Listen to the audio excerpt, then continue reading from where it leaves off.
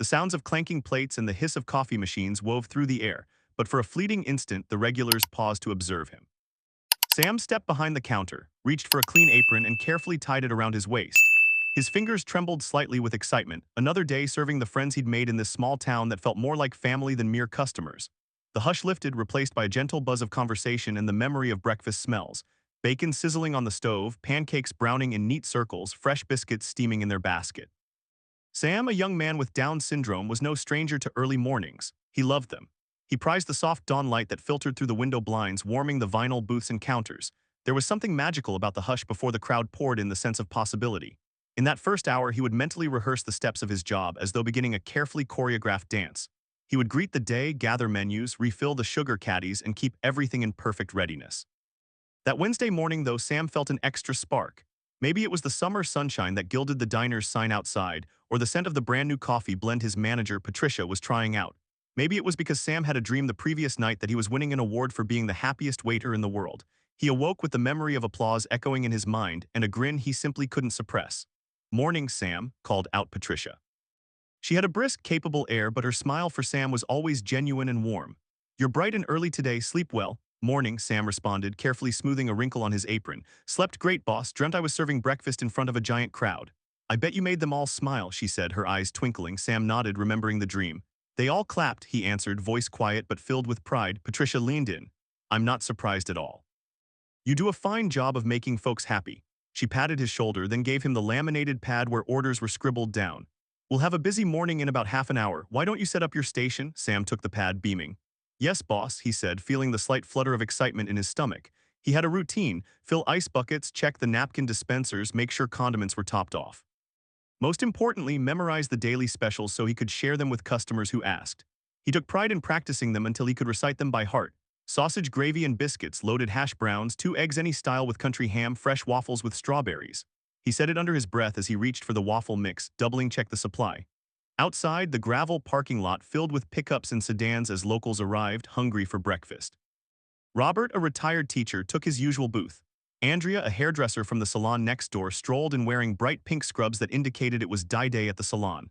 Harold, who owned the bookstore down the street, quietly found his favorite seat at the counter. Each one nodded or waved at Sam. Each one recognized him as part of the diner's heart. Sam's face glowed under their greetings. He circled around with a coffee pot in hand, offering a refill to each table, though it was still early. "Morning, Andrea," he said, carefully pouring a steady stream of coffee into her mug. "Thank you, Sam," Andrea replied. "You look cheerful as ever. How's your day going so far?" He smiled. "It's good. I've been practicing the daily specials. Waffles with strawberries are my favorite." "That sounds perfect," Andrea replied. "I might just order that." Sam continued along, stopping to top off Robert's coffee. "Morning, Mr. Robert," he said, polite and eager. Robert, flipping through a newspaper, glanced up. "Hey there, Sam. How's the best waiter in town doing?" Sam's cheeks flushed. "I'm good. Did you see the news about the library reading event next month?" "I did." Robert tapped the newspaper. "They're hosting a big community get-together. I'll be reading some children's stories. Maybe you can come by after your shift." Sam nodded excitedly. "I'd like that." He finished pouring coffee and walked over to greet new arrivals, the gentle chiming of the diner's doorbell signifying each customer's entrance. For the next hour, the rhythm of the morning was as comforting as the diner's daycare. Food orders flew in and out. A scramble of eggs, sizzling bacon, sweet stacks of French toast. Sam was right in the middle of it, guiding plates to tables with steady care, always mindful of not spilling, always pausing to deliver a kind word or a polite greeting. At around 8:00 a.m., the morning rush seemed to spike. A group of travelers came in, led by a tall man with a stern face. He was new, someone Sam had never seen. The traveler led his group to a booth near the window and plopped himself down, exhaling gruffly. Sam prepared to serve them, noticing how the man's eyes scanned the room in a dismissive way, as though everything about the place fell short of his standards. From the start, the atmosphere around that booth felt tense. Sam approached with his typical bright smile, holding out a few menus. "Good morning," he said gently, setting a menu in front of each person. "We have a special today, waffles with strawberries or loaded hash browns. Can I get you some coffee to start?" The man let out a huff. "Sure, coffee," he said, not even bothering to make eye contact. The other travelers asked for coffee as well, with varying levels of politeness. Sam hurried off to fetch the pot and returned promptly, balancing it carefully so as not to spill a single drop. He poured the coffee, but the man pulled his cup away at the last second. Coffee splashed onto the table. Sam froze, heart pounding. He grabbed a napkin from the dispenser, immediately dabbing at the droplets. "You see what you did there?" The man barked, though the accident had been equally his fault. "You gotta be more careful. What's wrong with you?" Sam swallowed. "I'm sorry, let me clean that up." The man scoffed, leaning back in the booth, glaring at Sam. "Don't bother, it's fine," he muttered, though the reproach in his eyes suggested otherwise. The others at the table shifted uncomfortably. One seemed sympathetic, almost apologetic for the man's behavior, but said nothing. Sam retreated, deciding to give them a moment before taking their order. Patricia, from behind the counter, caught Sam's troubled expression and gave him a concerned look. She made a small motion. "You okay?" Sam nodded, not wanting to cause a fuss. He inhaled slowly, reminding himself that not all customers would be friendly and that he had to keep his composure. He busied himself with other tables. Every so often, he would glance back at the newcomer's booth. The man stared at him with a disapproving expression, as though Sam's presence offended him. Still, Sam tried to maintain his usual sunny demeanor, stepping around with fresh coffee for other guests. After a few minutes, Sam noticed the travelers starting to look impatient. He realized he needed to take their orders, so he approached with a cautious smile. "Are you ready to order?" he asked. "I guess," the man said, flipping through the menu carelessly. "I'll have eggs and bacon over easy. And don't screw it up, I like my bacon crispy, very crispy." Sam wrote this down. "Eggs, bacon, crispy, got it," he repeated, making sure he had it correct. The man narrowed his eyes. "Do you even know how to spell crispy?" A hush seemed to blanket the table. One of the other travelers stiffened, obviously embarrassed. Sam tried to ignore the man's condescending tone, focusing on carefully jotting down the instructions. "I'll make sure to tell the cook," Sam said softly. "It's not what I asked," the man said curtly. "I said, do you know how to spell it?" Sam felt his cheeks warm, but he took a steady breath. "Crispy," he spelled, trying to keep his voice neutral. "Good," the man muttered, as though he was testing Sam. "Glad you got that right." Sam forced a smile. "Would you like anything else?" "Two pancakes on the side, too," the man said, snapping the menu shut. The others at the table offered their orders quietly, some of them throwing Sam apologetic smiles. Sam nodded, collecting the menus. "Thank you," he said. "Your food will be out soon." He spun on his heel, relieved to be heading back to the kitchen. Handing the ticket to the cook, he explained the specifics. "He likes bacon very crispy." The cook raised an eyebrow but nodded. When Sam came back out, he caught a few glimpses from regulars who'd noticed the tense exchange. Andrea caught his eye, flashing him a small thumbs up. Sam nodded politely, letting her know he was all right. He comforted himself with the knowledge that the vast majority of customers were friendly and understanding, that this man was just a passing stranger who would be gone soon. 10 minutes later, Sam balanced the plates carefully on his arm. He moved across the diner floor, weaving between tables, mindful of every step so that the plates wouldn't shift. The traveler's conversation seemed subdued, but the man's scowl told Sam he was still ready to pounce on any perceived mistake. Sam set the plates down with care, placing each in front of the correct diner. He placed the man's dish in front of him. "Eggs over easy, crispy bacon, 2 pancakes," Sam said softly, ensuring he had it right. The man stared at the bacon suspiciously, then stabbed a piece with his fork. He snapped it between his teeth and chewed. "About time," he said, not giving Sam so much as a glance. Sam offered extra napkins, which one of the women at the table took gratefully. "Thank you," she told Sam, kindness in her eyes. "We appreciate it," Sam smiled. "You're welcome." He stepped away to give them space, heading toward a nearby table to see if they needed refills. That was when he heard the man's voice rise behind him. "Wait a minute," he called out. "Hey, you server." Sam froze, turning around. He forced his best professional smile. "Yes, sir." The man held up his glass of orange juice, about a third remaining. "Don't you think you could fill this up or something?"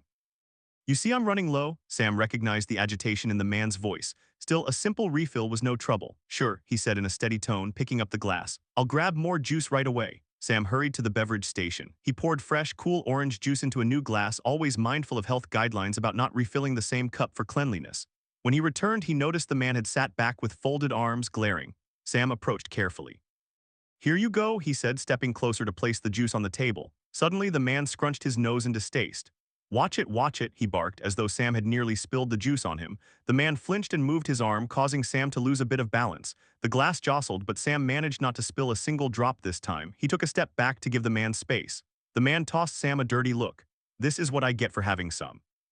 "Some incompetent server," he muttered, though loud enough for Sam and indeed half the diner to hear. Sam swallowed. His chest felt tight. He tried to say something polite but found his mouth too dry to speak. The man snapped his eyes to Sam, noticing his discomfort. "Don't just stand there," the man said. "Go on, and next time be more careful." Hearing those words, Sam felt an ache deep in his chest. He retreated. Patricia caught his eye from across the diner. The corners of her mouth were tense. She'd been busy at the register and delivering plates, but now she stepped in Sam's direction. "You all right?" she asked under her breath. Sam nodded quickly, though his eyes darted to the floor. "Yes, boss, I'm fine," he whispered. Patricia's gaze lingered on him, uncertain. She lowered her voice. "If he gets out of line again, come get me, okay?" Sam inhaled. "I will," he promised, not wanting to cause a scene. He believed he could handle it if he just kept calm. The morning wore on. The travelers ate their meals mostly in silence. However, every so often, the man would make a loud comment about the diner, the food, or Sam's service. "The bacon's too greasy," he complained at one point, even though earlier he had demanded it crispy. Another time, he griped that the salt and pepper shakers were too far from his reach, as if Sam should have had them pre-placed inches from his plate. Some of the regular customers, hearing these complaints, began shooting him disapproving looks. Harold, who generally kept to himself as he read his morning newspaper, lowered the paper to stare at the man. Andrea whispered something to Robert, who frowned and turned to watch the table with the travelers. Sam, whenever he caught sight of their concerned expressions, simply shook his head and tried to maintain a collected demeanor. Eventually, Sam found a lull in his tasks and decided to check on the traveler's table, wanting to offer a final top-off of coffee. As he approached with the pot, the man rolled his eyes dramatically. "Back again, huh?" the man muttered. "Don't you ever have anything else to do?" Sam paused, pot in hand. "I was just seeing if you needed more coffee," he said, voice as gentle as he could manage. The man raised his mug in the air half full. "Does that look like it's empty to you?" he asked in a sarcastic tone. Sam swallowed, controlling his emotions. "It's half empty, I can top it off if you'd like," the man sneered. "Half empty, half full." "Doesn't matter, you're trying too hard, you know that." Then under his breath he added, "Why would they hire someone like you to be a waiter?" That line made Sam's mind spin. A faint trembling started in his hands and for a moment he forgot to breathe. Still, he was determined not to let the man's words get to him. Sam forced a tight-lipped smile. "I'm sorry you feel that way," he managed. "Enjoy your meal." Patricia, from across the diner, now wore an openly concerned expression. She had overheard the tail end of that comment. She pressed her lips together, taking a step forward, but Sam shook his head slightly, indicating he was okay. Not wanting to escalate, Patricia paused, though her knuckles whitened around the stack of menus she held. As Sam made his rounds to other tables, the travelers finished their food in silence. The man paid the bill, Patricia handled the transaction at the register, and gathered his companions to leave. Sam pretended to busy himself near the condiment station, quietly relieved that this unpleasant customer would soon be gone. But as the group stood up from the booth, the man suddenly jerked around toward Sam. "Hey," he barked. Sam turned to look at him. In a deliberate move, the man nudged Sam's shoulder as he passed, a sneer on his face. "Watch where you stand," he said coldly. Sam stumbled back a step, his hand bumping the condiment caddy. He caught it before it tumbled to the floor, his heart pounding. The diner, which had been alive with conversation, fell into a stunned silence. A few of the regulars rose to their feet, indignation sparking in their eyes. Patricia inhaled sharply, ready to storm over, but Sam raised a shaky hand, quietly urging her to wait. Sam didn't want a confrontation in front of everyone. The man smirked as though he had proven a point, then turned on his heel, heading toward the exit. Before stepping out, the man glanced around at the various onlookers, Andrea with a fierce glare, Robert staring in outrage, and he gave a dismissive snort. Then he pushed the door open, letting the bright sunlight spill in. In a few moments, the travelers were in their car, the engine sputtered to life, and they pulled out onto the road, disappearing in a swirl of dust. In the stunned aftermath, Sam set the condiment caddy back in its place, his fingers trembling. He realized how many eyes were on him. He could hardly breathe, he swallowed, face flushed red. Andrea rushed over. "Are you okay, Sam?" she asked, her voice tender with concern. He nodded slowly, though he was still shaken. "I'm fine," he managed, just a little startled. Patricia came and placed a hand gently on Sam's shoulder. "You didn't deserve that," she said quietly, her expression pained. "He had no right." Sam's breath shuddered. I'm all right," he said again, though the wavering in his voice betrayed him. The diner's regulars all looked at Sam with empathy. Patricia squeezed his shoulder. "Take a moment," she said. "Go wash your hands, get some air." Sam did exactly that. He slipped through the swinging door that led to the back, found the sink, and turned on the cold water. Letting the water run over his fingers, he closed his eyes, trying to block out the man's harsh words. He stared at his reflection in the small mirror above the sink, reminding himself that he was doing a good job. He took his position seriously, took pride in it, and he wasn't going to let one rude customer overshadow the kindness he experienced from everyone else in town. After a couple of minutes, Sam returned to the front, determined to show a brave face. People were waiting for him, not to order or complain, but to greet him with concerned smiles. Robert clapped him gently on the shoulder, nodding without words. Andrea offered a hug, which Sam accepted gratefully, though he typically preferred to keep professional boundaries while in uniform. This felt different. He needed that warm reassurance. The rest of the morning passed in a calmer, kinder haze. Sam got back to work, and the regulars did everything they could to bolster his spirits. Little by little, the tension in his chest began to ease. When lunchtime arrived, Sam retreated for a brief break, nibbling on a sandwich Patricia prepared for him. She joined him at one of the back booths, a stern set to her jaw. "We shouldn't let folks like that step all over you," she said. "If I'd known half the things he said." Sam shook his head. "It's okay, he's gone now and I'm fine," Patricia sighed. "I just don't want you dealing with that kind of ugliness. You deserve better." Sam looked down at the table. "I know, but not everyone sees me the same way you guys do." "You're valuable," Patricia said firmly. "You hear me, Sam? You're good at what you do. You make people feel welcome. That's a quality some people can't even learn." Sam felt tears pricking at the corners of his eyes, a mixture of gratitude and leftover shock. "Thank you," he whispered. Patricia gave his hand a squeeze. "Remember, if something like that happens again, we stand by you." He nodded, soaking in her words. With that, they finished lunch quietly, each lost in thought. Unbeknownst to Sam, the moment wasn't just a passing occurrence that would fade. Changes were stirring in ways he couldn't imagine. And a new day would bring new visitors, some holding secrets, some bearing hidden cameras, some carrying hopes for a kinder world. He just didn't know it yet. So Sam returned to his tasks, wiping tables, refilling salt and pepper shakers, checking the kitchen to see if the cooks needed anything. He drew strength from the smiles of the people he served. As the sun hung high in the sky, more curious travelers stopped by for lunch. Sam greeted them with the same friendly energy he gave everyone. He couldn't help but tense slightly whenever a new face walked in, worried they might be rude like the man from that morning. But each time he encountered someone with an easygoing smile or a nod of kindness, his worries eased. Eventually, the lull between the lunch and dinner rush arrived, a quieter time when Sam could focus on cleanup, restocking supplies, and chatting with Patricia about the next day's menu. It was during this slower period that another stranger walked in. He wore a ball cap, had a bit of stubble on his chin, and carried a backpack. Sam greeted him with a smile, though he couldn't shake a sense of curiosity. The man's eyes scanned the diner as though he was sizing it up for something more than just a meal. "Welcome," Sam said. "Would you like a booth or a seat at the counter?" The man smiled faintly, removing his cap. "Booth, please." Sam guided him to a booth, handed him a menu, and gave his usual introduction. "We have a daily special, loaded hash browns and waffles with strawberries." The man looked up, eyes bright with interest. "Sounds great, thanks for letting me know. What's your name?" Sam felt a flicker of caution, but the man's voice sounded friendly. "I'm Sam," the man nodded. "Hi Sam, I'm Ryan, nice to meet you." He studied the menu. "I think I'll go with the special waffles with strawberries. Could I get a glass of water too?" "Sure," Sam noted it, then asked, "Anything else?" Ryan shook his head. "That should do it." Sam relayed the order to the cook, then returned with a glass of water, placing it in front of Ryan. The diner was otherwise quiet, so Sam lingered near the booth, curious about the newcomer. "Just passing through?" he asked politely. Ryan sipped his water, nodding. "Something like that. I'm working on a documentary. Actually, more of a social experiment series." "A social experiment?" Sam repeated, tilting his head. He wasn't entirely sure what that meant. Ryan offered a reassuring smile. "We explore how people react in certain situations. It's for an online channel. We set up hidden cameras sometimes, or we stage different scenarios to see if bystanders will step in to help someone who's being bullied or discriminated against." Sam blinked, feeling a small pang of recollection. The man earlier that day, his words had bordered on bullying. But Sam didn't bring that up. He merely said, "Wow, that sounds interesting. Are you filming here in town?" Ryan shrugged. "We might be. We're scouting locations, looking for a genuine atmosphere, a small-town diner or shop, real folks." Sam nodded, politely curious. "Well, this is definitely a small town." Ryan cracked a smile. "Yes, it is, and it has a good vibe." Something in his eyes told Sam that Ryan was evaluating the diner's layout, the angles. Sam wasn't sure if he liked the idea of hidden cameras capturing people's reactions. Still, the man seemed nice, and Sam had seen those kinds of videos on the internet, people stepping in to defend someone. Those stories always made Sam feel hopeful about humanity. Ryan leaned back in the booth as Sam approached with a plate. The waffles were golden and topped with vibrant red strawberries. The whipped cream perched on top like a sweet cloud. Sam set the plate down gently. "Here you go, enjoy." Ryan inhaled the aroma. "Smells great." He took a bite, nodding his approval. "You folks really know what you're doing with waffles." Sam smiled. "Thank you." Ryan flicked his gaze around the diner. "How long have you worked here, Sam?" "Oh, about a year," Sam replied. "I like it a lot. The customers are mostly really nice, and Patricia's a great boss." Ryan took another bite, chewing thoughtfully. "That's good, so no complaints?" Sam hesitated, his mind flitting back to that morning. He saw again the image of the rude customer sneering at him, felt again the push on his shoulder. The memory still stung. "There was one man this morning," he said softly, "but it's over now." Ryan's brow furrowed. "Someone gave you trouble?" Sam shrugged, swallowing the lump in his throat. "He just didn't like me much, I guess, said mean things." Ryan lowered his fork, empathy in his eyes. "I'm sorry to hear that, sounds rough." "It was," Sam admitted, "but the other customers were really supportive." "I'm okay," Ryan nodded, solemn. "I'm glad the others had your back. That's exactly the kind of thing my team tries to capture, people stepping up to do the right thing." Sam managed a small smile. "It's nice when that happens."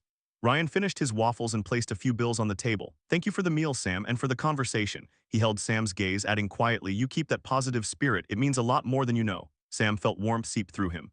"Thanks," he said. "Have a great day." With that, Ryan left and Sam gathered the empty plate. He wondered if he'd see that man again. Something told him the day's events were building towards something bigger, though he couldn't put his finger on it. He also noticed a slip of paper under the bills. It was a business card with Ryan's name and a link to a video channel. Sam tucked it away in his pocket, planning to show Patricia later. The afternoon passed quietly, with only a few stragglers stopping by. Dinner time picked up again, and Sam shifted seamlessly into evening service. As the shadows lengthened outside, Sam wiped the last tables clean, exhaustion tugging at his muscles. Patricia announced the diner would close soon, and Sam felt relief at the thought of going home to rest. But as Sam exited the diner after cleaning up for the night, he spotted a figure leaning against a street lamp across the road. His heart gave a little jump. He recognized Ryan's cap. However, the man turned away, strolling into the darkness before Sam could wave or call out. Sam felt a moment's disquiet, but he dismissed it. Maybe Ryan was staying at the motel down the street, simply out for a walk. Sam walked home, the sound of crickets filling the summer night, the stars bright above the quiet town. He replayed the day's events in his head, from the rude customer in the morning to the friendly documentarian in the afternoon. It felt like the start of something, though Sam didn't know what. His steps were slow as he made his way to the small apartment he shared with his mother, hoping that tomorrow would be calmer, that he could continue doing the job he loved with a full and happy heart. Early the next morning, Sam found himself at the diner again, helping Patricia open. The sun was barely peeking over the horizon, painting the sky in oranges and pinks. He flipped the sign to open at 6:00 a.m. sharp, then took his place behind the counter, anticipating the arrival of regulars. The door chimed soon enough as familiar faces filtered in, yet something felt different in the air. Sam couldn't place it at first. The regular morning routine was offset by a peculiar energy, a feeling that someone was watching. He glanced outside, saw no sign of Ryan or anyone suspicious. He shook it off, focusing on greeting people. Robert came in, took his usual booth, and Sam served him coffee. Andrea slipped in a bit later, flashing Sam a reassuring smile. She asked how he was doing after yesterday's unfortunate incident. Sam told her he was fine, truly grateful for her concern. At around 7:30, a couple Sam didn't recognize came in, a man and a woman in their mid-30s, perhaps. They wore casual clothes, but Sam had an unshakable sense of them being out-of-towners. The man's shirt was oddly wrinkled, and the woman wore large sunglasses even though they were indoors. Something about their demeanor felt staged, like they were actors in a play, uncertain about their lines. They chose a booth near the middle of the diner. Sam approached with his standard greeting, "Good morning, would you like coffee or something else to drink?" The couple exchanged a glance, then the woman removed her sunglasses. "Coffee is fine," she said, clearing her throat. "And water," Sam nodded, retrieving the drinks. When he returned, they studied the menus in exaggerated gestures, looking around as if to see who was watching. Sam asked if they had any questions about the menu. The man set the menu aside. "We'll have 2 orders of pancakes," he said, glancing at the woman for confirmation. She nodded stiffly. Sam wrote it down, a small curiosity sparking in his mind. "All right, 2 pancakes. Anything on the side?" "No," the woman said, then pursed her lips. "Actually, can you do bacon extra crispy?" "I really like it crispy."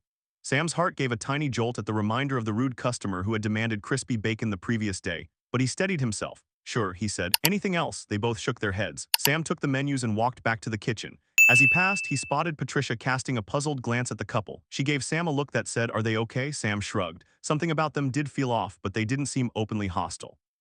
When the food was ready, Sam brought it to the table. The man took a bite of his pancakes and nodded, then mumbled something to the woman. She nodded back. They whispered quietly as though conferring on something.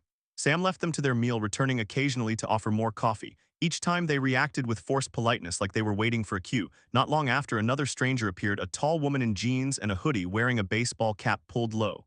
She took a seat at the counter. Sam greeted her, noticing she seemed to keep her head down. "Good morning," he said. "Can I get you some coffee?" She nodded quickly, a subdued "yes, please" escaping her lips. She glanced sideways at the couple in the booth, then refocused on Sam. Sam poured her coffee, trying not to stare. Something about these strangers felt orchestrated, but he had no solid reason to suspect anything. He swallowed his misgivings, telling himself they were just travelers.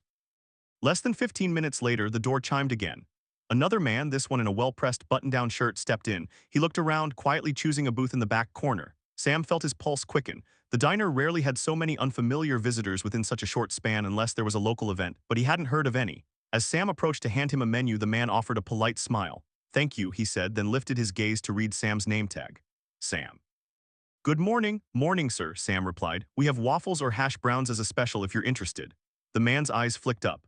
"I'll let you know, thanks." Sam retreated, noticing how the others, the couple, the tall woman at the counter, and even this man seemed to shift in their seats every time Sam passed by. It was like they all awaited a moment, some pivot. Sam found himself growing uneasy. He wondered if Patricia sensed it too. He glanced over at her, but she was busy talking to a local about tomorrow's farmer's market. Suddenly, the couple in the booth raised their voices. "Excuse me," the man called out, beckoning Sam. Sam approached, bracing himself. "Yes," the man pointed at the bacon on his plate. "This isn't crispy enough," he said, though it looked nearly overdone to Sam's eyes. Sam swallowed. "I'm sorry, I'll have the cook prepare it crispier. Let me take it back." He reached for the plate and the man jerked it away.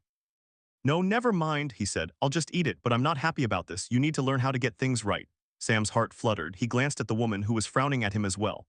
"I'm really sorry. Sorry doesn't cut it," the man snapped. "I'm tired of poor service. Maybe you should pay attention." Sam forced a nod, stepping back. He could feel the eyes of the diner on him again. Why were they doing this? Was the entire day destined to repeat yesterday's cruelty?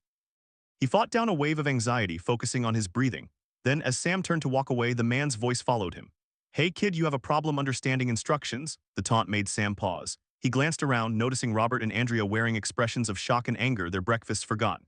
Harold had put down his newspaper, a look of concern flitting across his features. The tall woman at the counter sipped her coffee quietly, but her hands gripped the mug tightly. Sam set his shoulders, turned back. "I'm sorry if the bacon isn't to your liking," he managed. "I'll do better next time." The man rolled his eyes. "Right," he muttered. "You can't even get a simple order right. You must be—" He didn't finish the sentence, but Sam could guess. The entire diner seemed to hold its breath. Sam's cheeks grew hot. He retreated to the kitchen, unsure if he'd start shaking or burst into tears. Once more, the atmosphere had turned hostile, and he felt powerless to fix it. But he noticed something else. The tall woman at the counter watched carefully, as though measuring how everyone reacted. The man in the back corner peered at Sam with intense focus, tapping a pen on his menu. The couple in the booth glanced sideways at the others in the diner, eyes darting from face to face. Sam returned to the kitchen, mind spinning, and told Patricia what was happening. Patricia's brow furrowed with worry. "This is the second day in a row," she muttered. "Something off, don't serve them alone." "I'm coming with you." They walked out together, approaching the booth. The man looked up, feigning surprise. "Oh, the manager, I assume?" "Yes," Patricia replied, voice tight. "I'm the owner here, actually. Is there a problem?" The man folded his arms. "I asked for crispy bacon. It's not crispy. This server clearly doesn't know how to handle a simple request." Patricia bristled, forcing a courteous smile. "We can fix that. We're happy to replace your bacon." The woman gave a dramatic sigh. "Forget it," she said. "We're done eating anyway." Patricia's eyes flicked to Sam, then back to the couple. "All right, would you like your check?" The man nodded. "That would be wise," he said icily. Patricia signaled for Sam to ring them up at the register, but the man insisted on paying cash at the booth. Sam offered to bring the bill. As he handed it over, the man made a show of inspecting it for errors. Sam stood by, hearing the hush in the rest of the diner. Robert, normally quiet and polite, set down his coffee mug with a loud thunk. "Why are you giving Sam such a hard time?" he asked, voice loaded with disapproval. "He's done nothing to you." The man shrugged, that sneer returning. "None of your business." Andrea folded her arms, her lips pressed into a thin line. "It is our business when you insult Sam. He's part of our community." The couple exchanged a look, and for a split second, Sam thought he saw uncertainty pass across their faces. Then the woman scowled, tossing some money onto the table. "We can have an opinion," she snapped. "It's a free country." "That doesn't mean you need to be rude," Andrea countered. Tension soared. Sam didn't want a full-blown argument. He quietly collected the cash, stepping back. "Thank you," he said, trying to maintain composure. The man stood, looming over Sam, a disgusted curl of his lip. "I'll give you some advice," he said. "If you can't handle a simple order, maybe this job isn't for you." Sam's throat constricted. He forced himself to meet the man's gaze.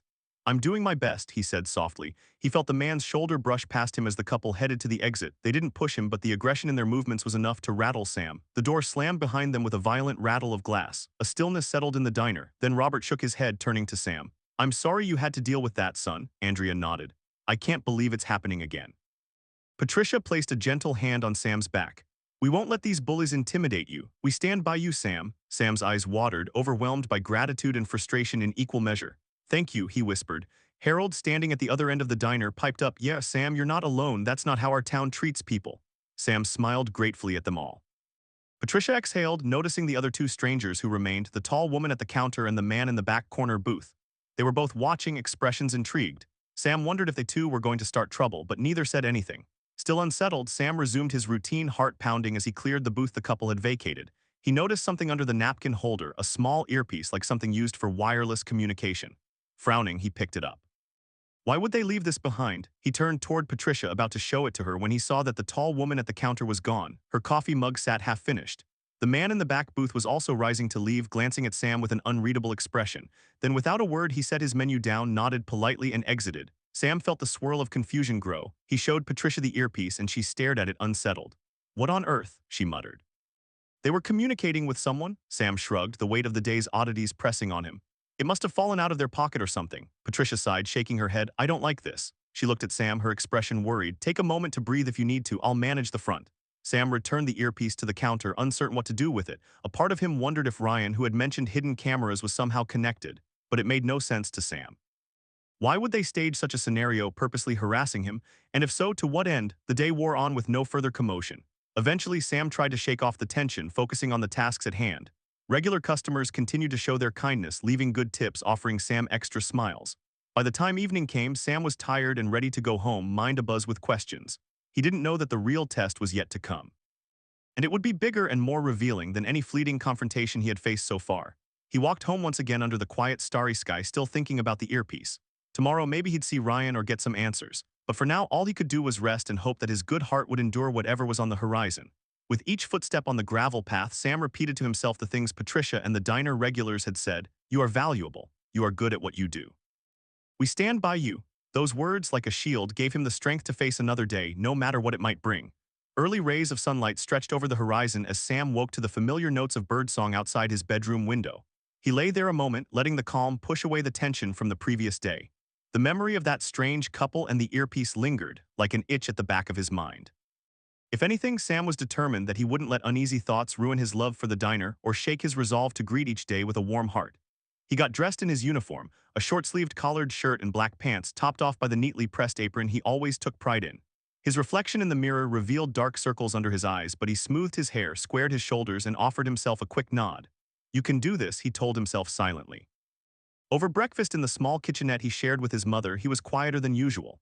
His mother, Connie, a gentle woman with kind eyes, watched him with concern. "You okay, sweetie?" she asked softly, sipping her tea. "You barely slept, did you?" Sam tried for a reassuring smile.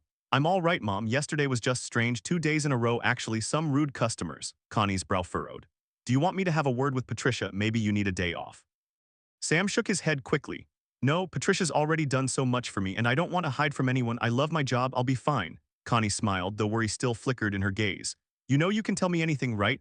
"I know, Mom," Sam said. He finished his cereal, gave her a quick hug, then left for the short walk to the diner.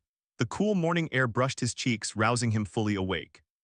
He tried to imagine the day ahead, hoping it would be normal: eggs, bacon, coffee, kind locals, maybe a few travelers who actually smiled and said thank you. When he arrived, Patricia was already inside, flipping the sign from closed to open. She spotted him through the glass, opened the door, and ushered him in. "Morning, Sam," she said. "I made fresh coffee for us. Figured we could both use a pick-me-up." Sam exhaled with relief at the scent of strong coffee. "Yes, please." They settled in the kitchen area to sip coffee for a moment, the diner still empty of customers. Sam studied Patricia's face. He noticed she looked troubled, too. "Did you sleep okay?" he asked gently. Patricia sighed. "I kept replaying yesterday in my head. That earpiece you found, I just don't like it. Feels like we were part of some show or someone was pulling strings." She rubbed her temple. "And the day before, that nasty man, it's too much of a coincidence, you know?" Sam nodded. "Ryan, the documentary guy I told you about, he said they sometimes do hidden camera experiments. Do you think this might be part of that?" Patricia frowned. "Could be, but it'd be an odd way to go about it, with multiple people coming in to pick on you." She paused, sipping her coffee. "Or maybe the first man was just a jerk and these others are part of something else. Either way, we need to keep our eyes open." Sam set down his mug and glanced at the clock. "Let's just do what we do best today: serve good food. If something strange happens, we'll deal with it."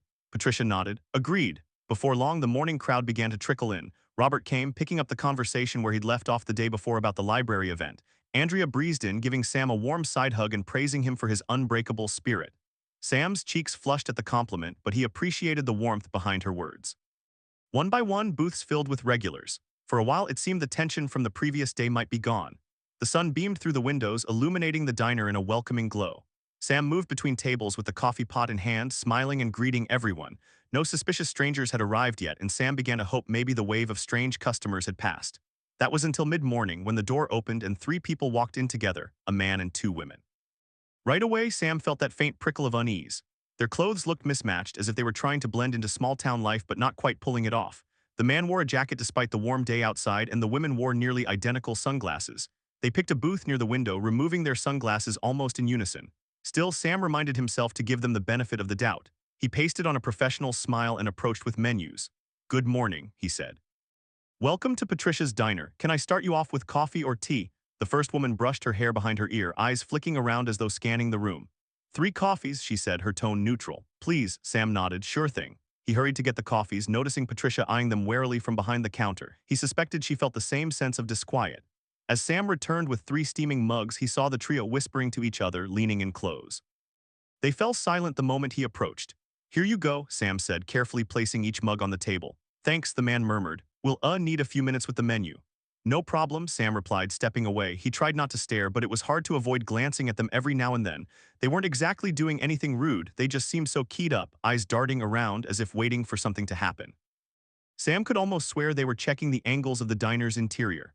Robert, who sat at a table nearby, caught Sam's eye and raised his eyebrows, clearly noticing their odd behavior as well. Sam gave a small shrug, uncertain how to respond. He took a moment to chat with Robert, topping off his coffee. "More strange folks?" Robert asked under his breath. "Could just be travelers," Sam said softly, though he didn't quite believe it himself.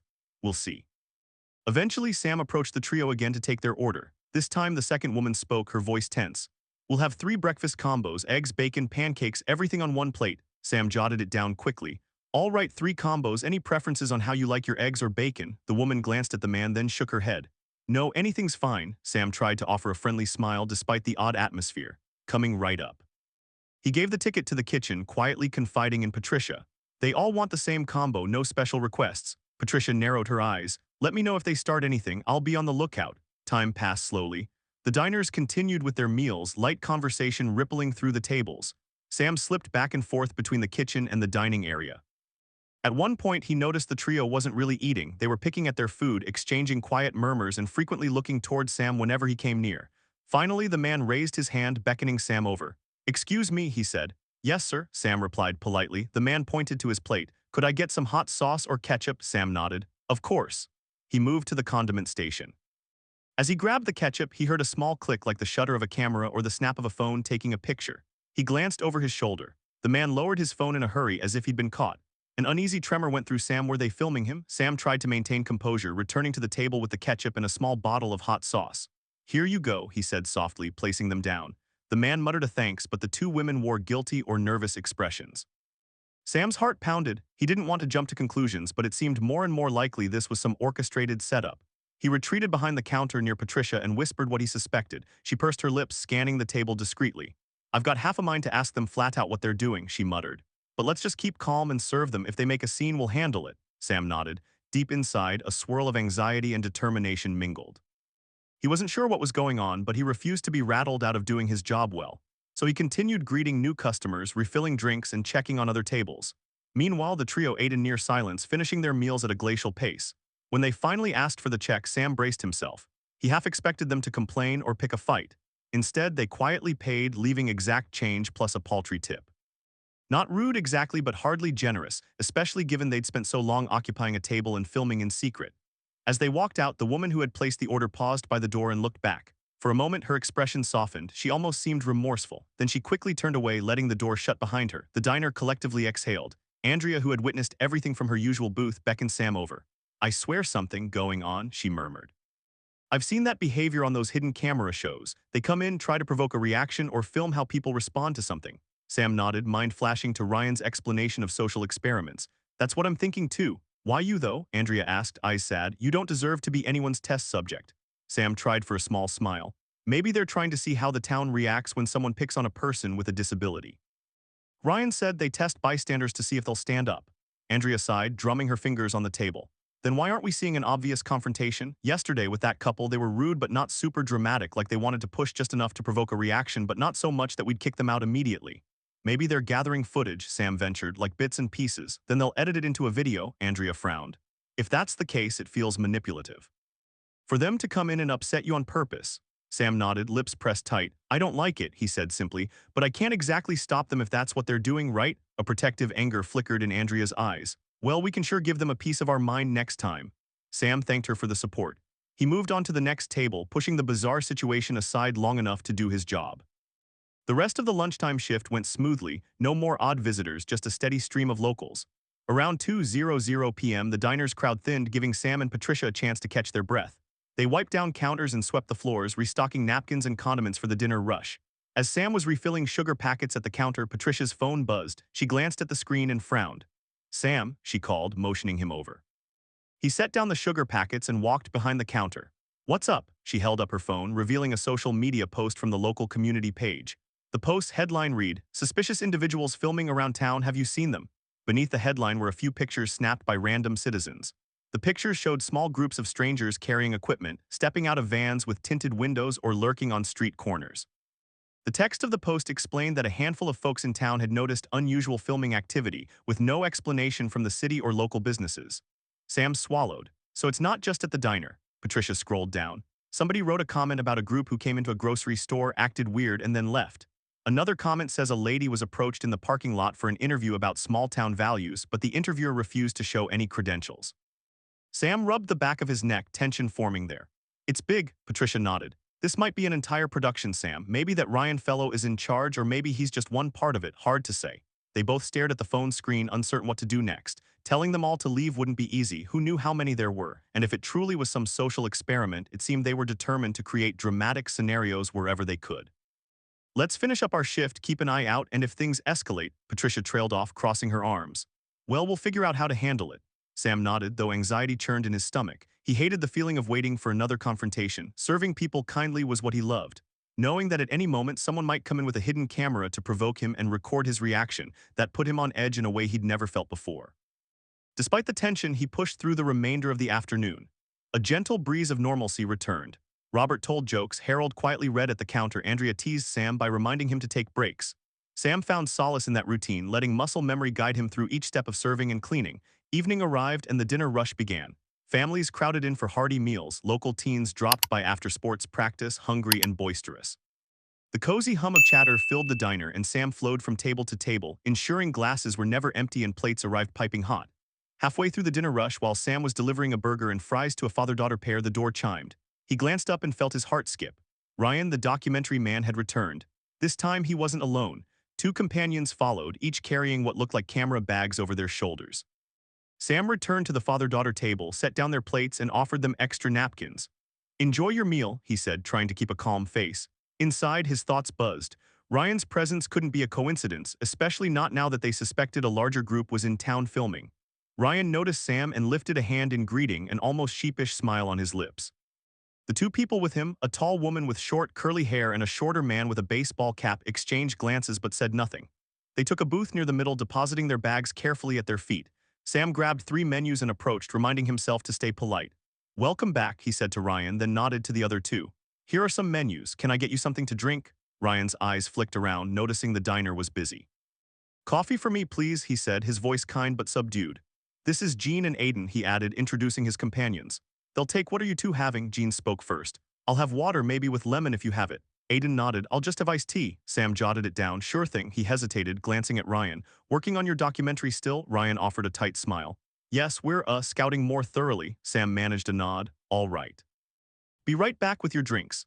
He moved to the beverage station, heart thumping. This was his chance maybe to ask Ryan directly if the rude encounters were part of Ryan's social experiment. But confronting him in front of the entire diner might cause a scene. Sam didn't want that. When Sam returned with the drinks, Ryan's companions had stacked their camera bags against the wall. The red light on one bag blinked faintly. Sam could only guess it was recording equipment. Ryan leaned forward. "Sam, do you have a minute to talk? Maybe somewhere quieter?" Sam swallowed. "The diner is busy right now. I can't really leave the floor." Ryan nodded, gaze dropping to the table.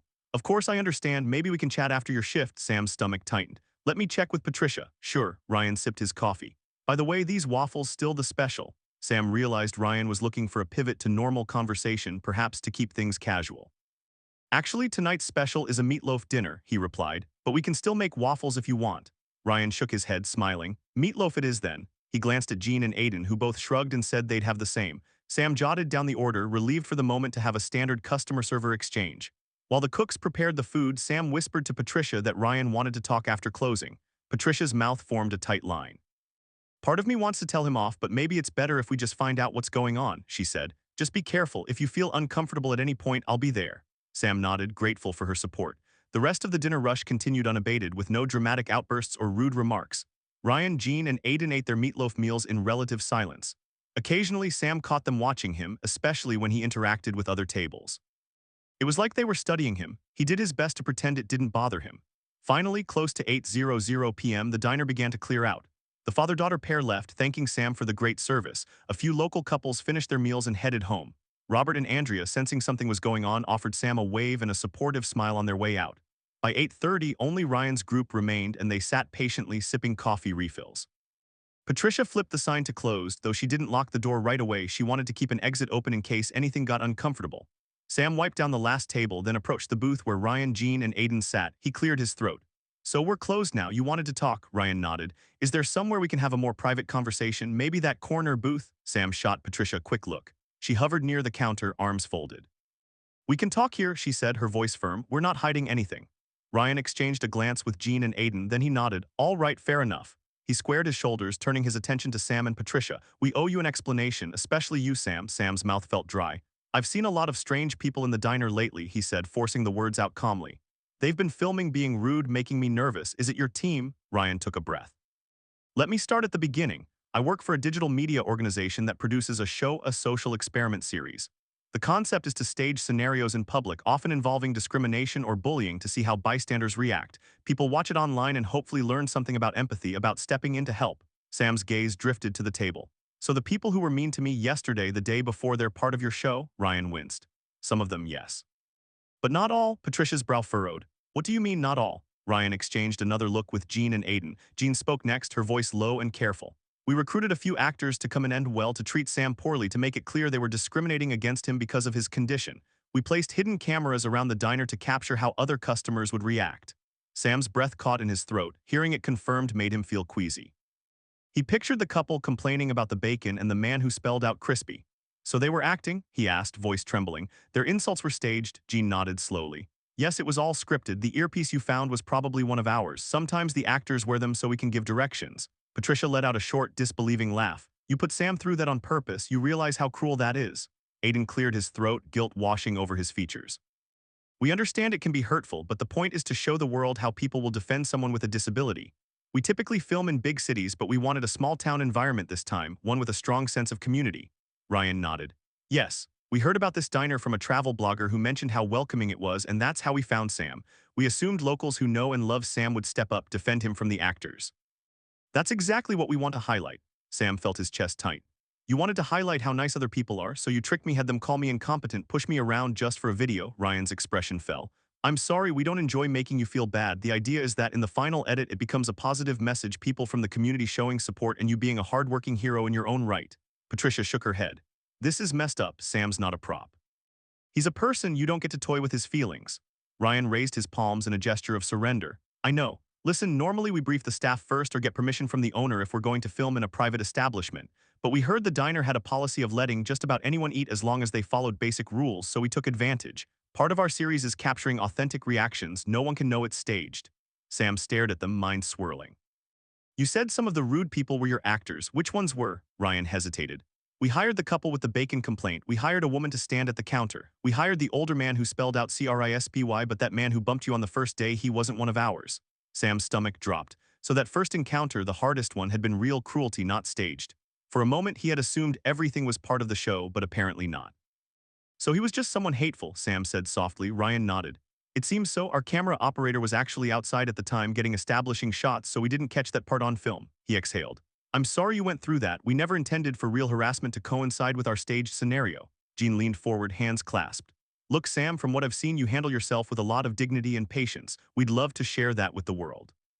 We have footage of other customers stepping in to defend you and you staying calm and courteous under pressure. Aiden chimed in, we can blur your face or conceal your identity if that's what you want. We're not out to embarrass you. Patricia barked a laugh. Blur his face? You humiliated him in front of half the diner. Every regular here knows, Sam, the cat's out of the bag, and you didn't ask either of us for permission to film on private property. Ryan sighed, pinching the bridge of his nose.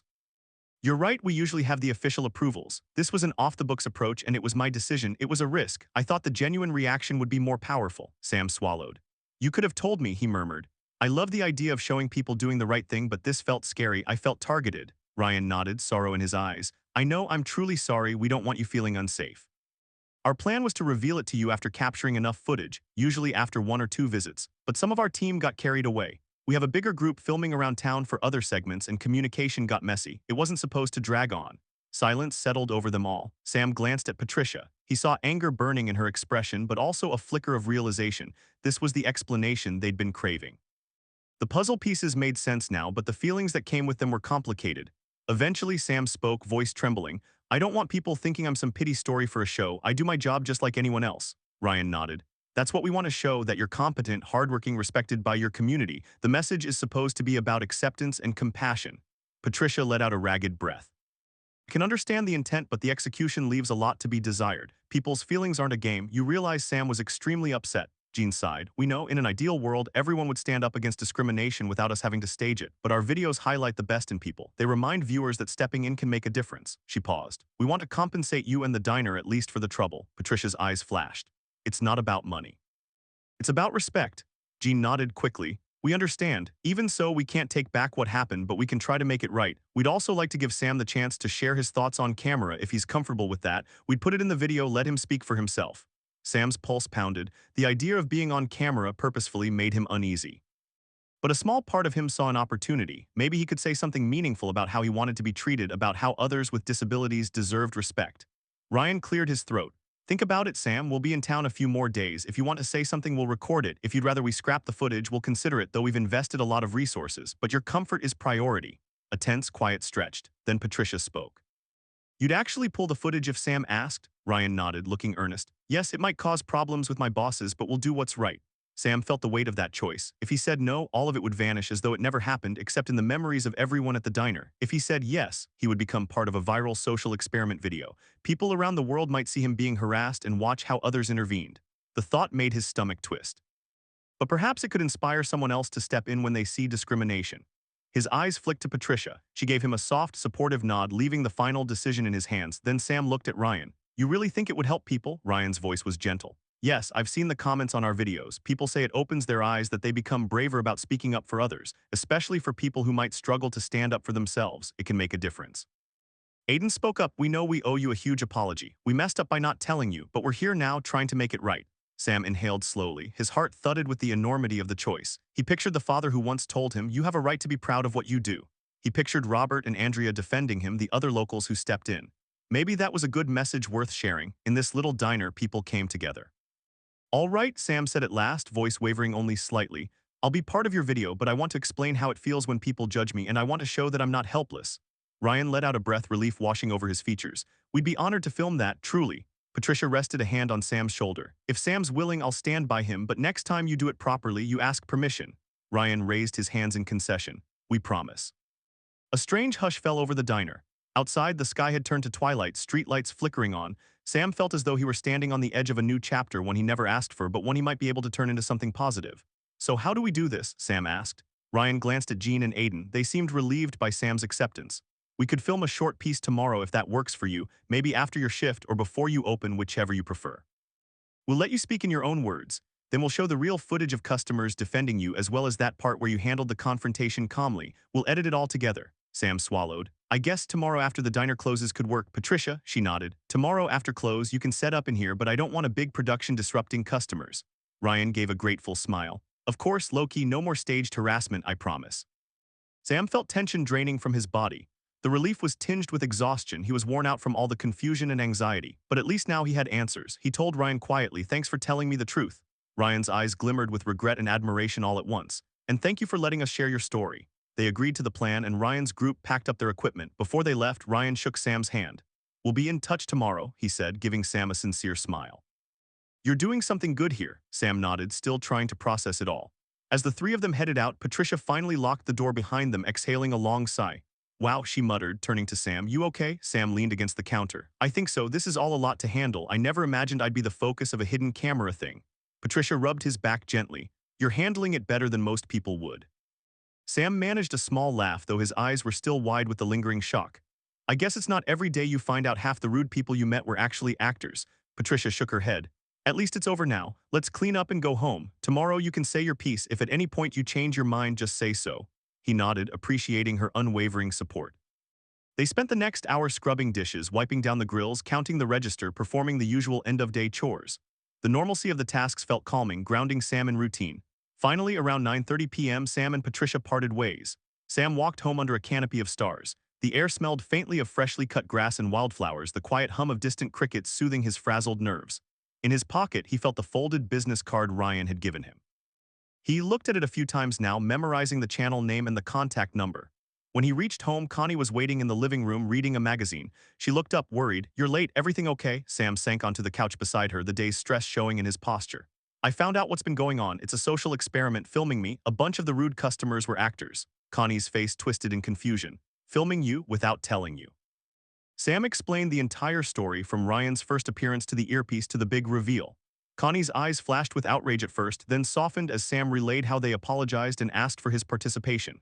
That's a lot, Connie said gently, taking Sam's hand. How do you feel? Tired, Sam admitted. But kind of relieved to know the truth. They want to film me talking about how it feels to be picked on because of my disability.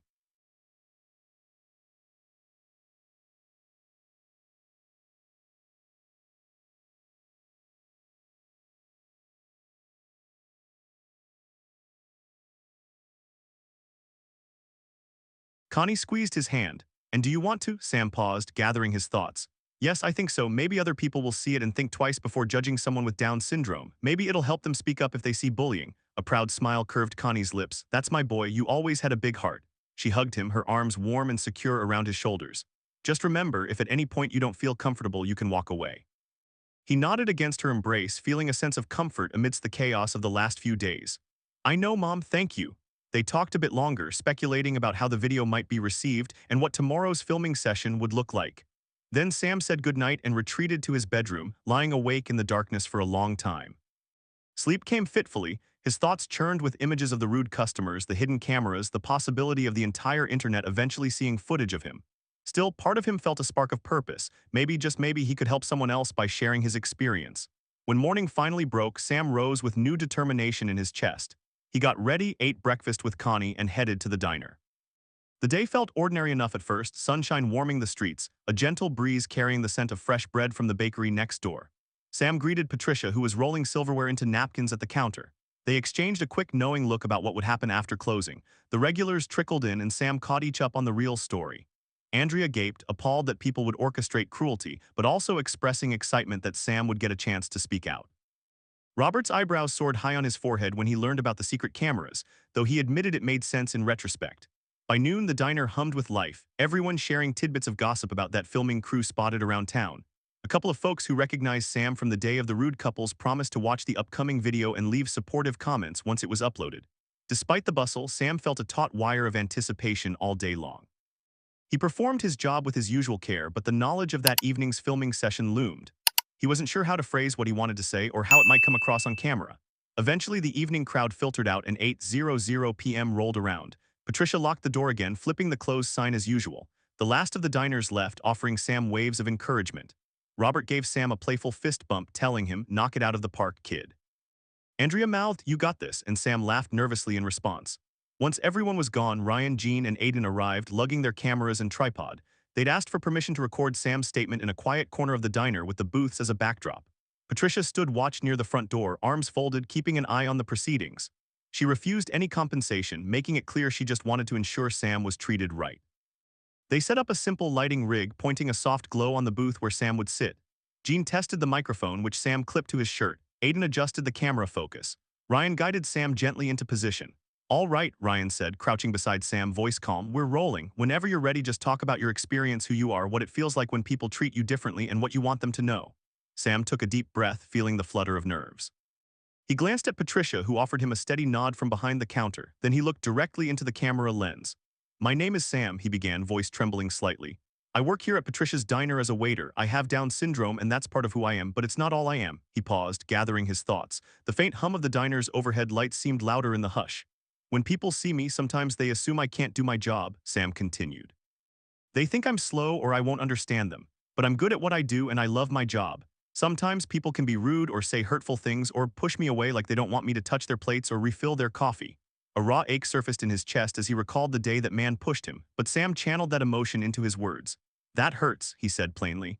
"It hurts because I'm just trying to do the best I can, just like anyone else.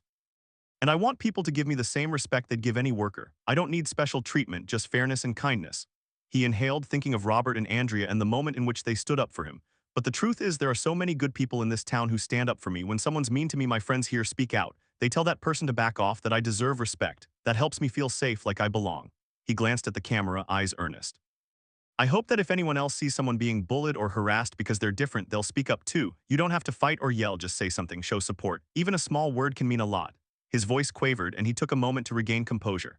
"I want to keep doing my job, making people smile. Maybe if you see this video, you'll think twice before judging someone you see as different, because we're really all just people trying our best." Sam paused, and Ryan gave him a small nod of encouragement. "That's all," Sam finished softly, letting out a shaky breath. "Thank you," Ryan signaled to Jean and Aiden, and they stopped recording. The hush in the diner seemed charged with emotion. Jean dabbed at her eyes discreetly, and Aiden swallowed hard, blinking rapidly. Even Patricia behind the counter looked misty-eyed, though she was trying to maintain her tough boss persona. Ryan rested a hand gently on Sam's shoulder. "That was beautiful. Thank you for sharing that. I think people will really connect with your honesty." Sam managed a shaky smile. "I hope so. I wanted to help." Jean approached, offering Sam a bottle of water. "If you want to say anything else, we can keep rolling." Sam sipped the water, considering. "I think I've said what I needed to say," he exhaled, letting the tension flow out with his breath. "Is that okay?" Ryan nodded. "Absolutely, it's perfect. We'll include this in our final edit. We'll also include clips showing the local folks defending you. You'll have a chance to approve it before we post." Patricia cleared her throat, stepping forward. Sam, you did great, she looked at Ryan's team. So what happens next? Ryan unhooked the microphone from Sam's shirt. We'll compile the footage, edit it over the next week or so, then we'll send you a private link to see the rough cut. We want your blessing before it goes live. Patricia crossed her arms. All right, we'll be waiting. There's anything that makes Sam uncomfortable, we cut it. Ryan nodded fervently. Yes, we promise. Jean and Aiden began packing up their equipment. Ryan glanced at Sam. I hope you know we never wanted to cause you distress. We do believe your message will resonate. Thank you truly for letting us share it. Sam stood, feeling surprisingly light as though a burden had been lifted. Thank you for listening. Just please don't do this behind people's backs next time, okay? Aiden chuckled ruefully. Sin learned? They gathered their gear and headed for the door. Before stepping out, Ryan paused. We'll be in touch soon, Sam. Keep being your amazing self. Sam watched them leave, a strange mixture of relief, pride, and lingering unease swirling in his heart. He wasn't entirely sure how the final product would turn out or how the world would react, but for now he felt he'd taken control of the narrative. He hadn't just been a victim of a hidden camera stunt, he'd told his story on his own terms. Patricia locked up once the crew departed, then turned to Sam with a soft smile. You were brilliant, Sam, so eloquent. He felt his cheeks warm. Thank you, boss, I was nervous. She let out a gentle laugh. I could barely tell, ready to go home? Yes, please, Sam said, exhaustion finally hitting him. They turned off the lights, the diner descending into darkness, and stepped outside. The night air felt fresher than ever, as though the whole world was breathing easier along with him. After parting ways with Patricia, Sam walked slowly under the streetlights, letting the events of the night sink in.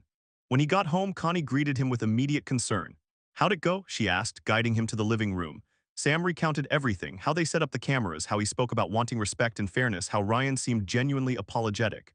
Connie listened intently, occasionally placing a hand over her heart with pride in her eyes. That's my brave son, she murmured, drawing him into a hug. I'm so proud of you. Sam allowed himself to lean into her warmth for a moment, comforted, then he pulled away, giving a tired smile. I'm just ready to sleep now. Connie nodded. Go on to bed, sweet dreams. Sam trudged to his room, changed into pajamas, and settled beneath the covers. For once, his mind felt calmer than it had in days. He imagined that in some corner of the internet, eventually, a video would appear showing him in the diner, dealing with rude customers, staying polite, receiving help from his community. And then, hopefully, people would see that final clip of him speaking with sincerity, reminding them that everyone deserves kindness. Maybe they'd share it, maybe it would go viral, maybe it would spark a few more moments of solidarity in the world. He could only hope. With that thought, Sam drifted off to sleep, dreaming of a future in which differences were celebrated instead of mocked, and where he, a waiter with Down syndrome, could simply do his job without fear or judgment. The following morning, Sam awoke feeling lighter. He dressed for work, humming a quiet tune in the kitchen while fixing himself toast. Connie left early for her job, so Sam locked up the house and set off at his usual brisk pace. A new day, he thought, no more waiting for hidden cameras to pop out. He could focus on actually serving his customers. When he arrived at the diner, Patricia was already there, readying the grill for breakfast. She gave him a bright smile. Morning, superstar, Sam blushed. I'm not a superstar, I'm just me. Patricia shrugged, good-natured. That's all the stardom we need. They opened the doors, and soon the morning crowd trickled in. The first couple of hours were blessedly ordinary. Robert came by with a friend, Harriet, who taught Sunday school down the road. They teased Sam about becoming a local celebrity once the video aired, making him laugh and flush with embarrassment. Around 9:00 a.m., Sam noticed a short gentleman with a shy demeanor walk in. The man paused just inside the door, glancing around as though uncertain if he belonged. Sam quickly approached, offering his best welcoming smile. Good morning, Sam said. Would you like a booth or a seat at the counter? The man's eyes lingered on Sam's face, something like recognition sparking. A booth if that's okay, he murmured. Sure. Sam led him to a booth, handed him a menu, and introduced himself as the server. The man thanked him in a hushed voice, then placed an order for coffee and a simple pancake breakfast. Sam brought his order to the cook, then returned with the coffee. As he set the mug down, the man cleared his throat. You're Sam, right? He asked softly, reading the name tag. Sam nodded. Yes, sir. I've heard about you, the man said, flicking his gaze around. I live in a neighboring town. People talked about how you handle yourself with grace, how the folks here stand up for you. Sam's heart skipped. Oh, really? He wondered how word had traveled so fast. The video certainly wasn't out yet, perhaps just local chatter. The man offered a shy smile. I think it's great. I have a son who has Down syndrome. He's younger, only 10. It gives me hope to see you doing well here, working, being part of the community. A warmth spread through Sam's chest, a gentle feeling of connection. That means a lot to hear, he said quietly. Tell your son I said hi, okay. And that I'm rooting for him. The man's eyes grew misty. Thank you, I will. Sam placed a gentle hand on the back of the booth. If you need anything, let me know. I'll bring your pancakes out soon. He turned away, a mixture of pride and humility coursing through him. Even before the official video was released, the story of his resilience had begun to spread. The idea that he could offer hope to a father in another town filled Sam with quiet joy. True to his word, Sam brought out a fluffy stack of pancakes with butter and warm syrup. The man thanked him repeatedly, seeming more relaxed now that he'd opened up. He ate while reading a newspaper, occasionally looking up to watch Sam move around the diner. As the morning rush continued, Sam felt an extra spring in his step. Yesterday's tension had melted into a sense of purpose. He was not just waiting to see how others would treat him, he was proactively sharing a message of inclusion and acceptance. Even if the rude customers reappeared, he felt better prepared, knowing that in the end, kindness would prevail. Shortly after noon, while Sam refilled salt shakers at the counter, Patricia gave a small whistle to catch his attention. She beckoned him over. "Sam, I think you'll want to hear this," she said, pointing to her phone. Sam came around, peering at the screen. Patricia had opened her email, revealing a message from Ryan. The subject line read, "Preview link Sam's story." His stomach flipped with nervous excitement.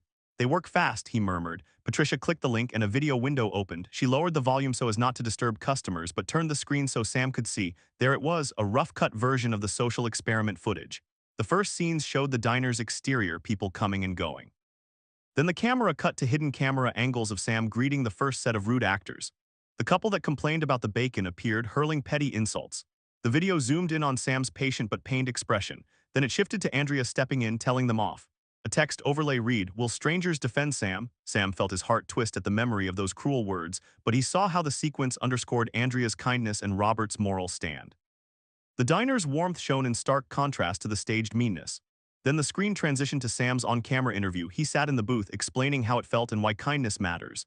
The editors included short clips of him working, carrying plates, smiling at customers. A gentle music track played in the background, tugging at the emotional chords. Sam watched, transfixed. Patricia placed a supportive hand on his back.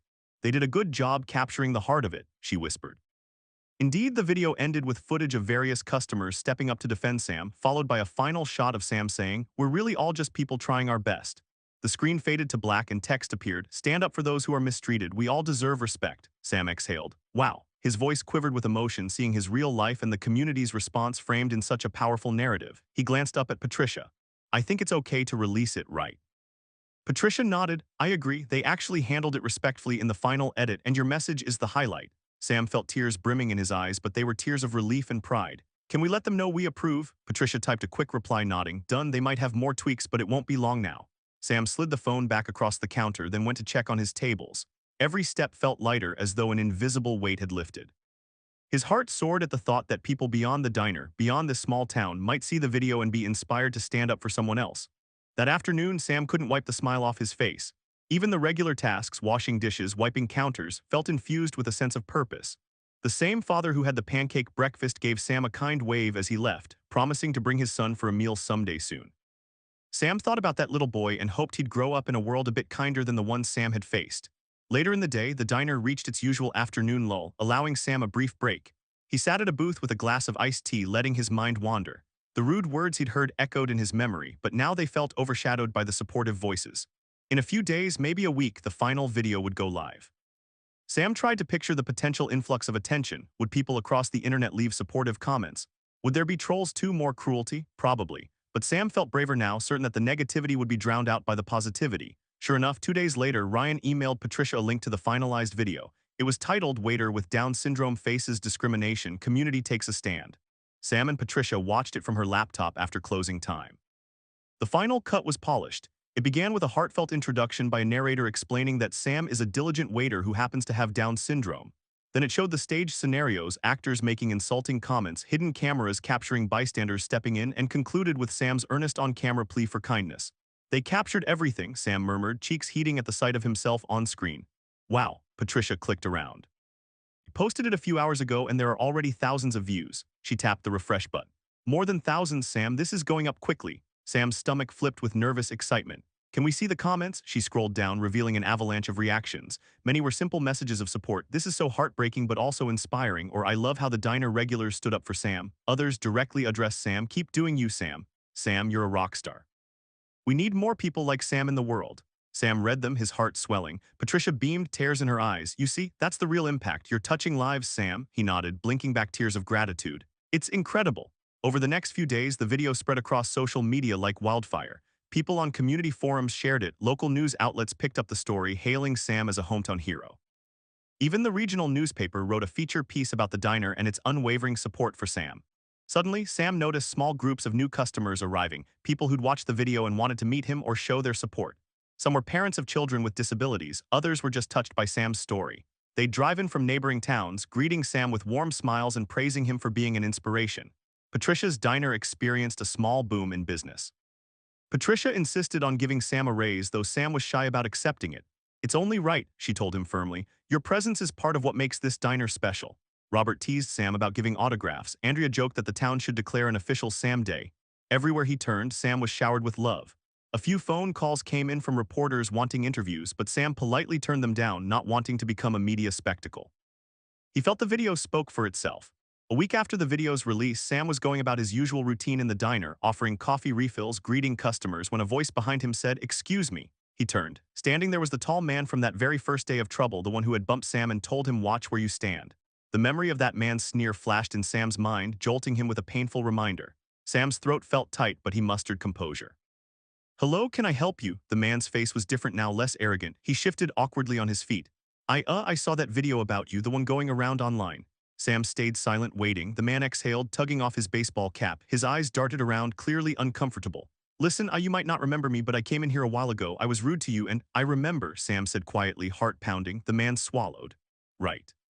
Well, I just want to say I'm sorry. I shouldn't have acted like that. I was having a bad day and I took it out on you. It wasn't right." Sam let out a slow breath. Part of him wanted to lash out, tell the man how much his words had stung, how he'd left Sam shaken for days. But Sam also recognized the courage it took to come in person and apologize. After a pause, Sam replied, "Thank you for saying that."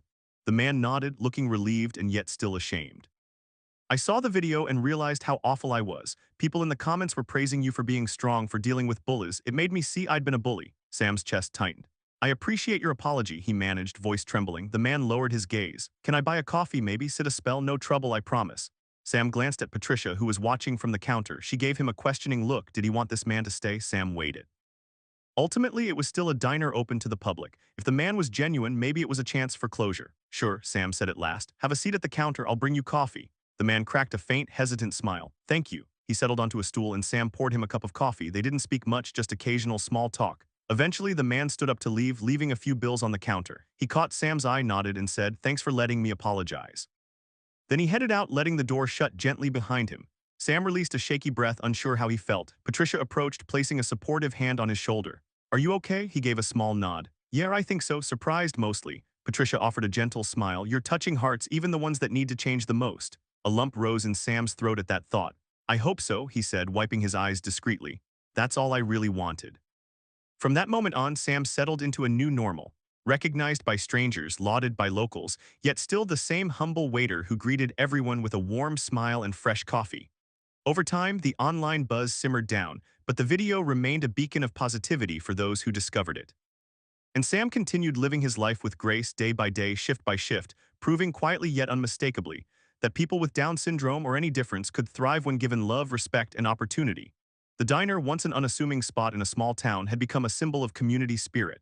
And Sam, whether or not he wanted the spotlight, embraced his role as a gentle catalyst for change, one cup of coffee at a time. In the weeks that followed, Sam's life found a rhythm that felt both familiar and changed.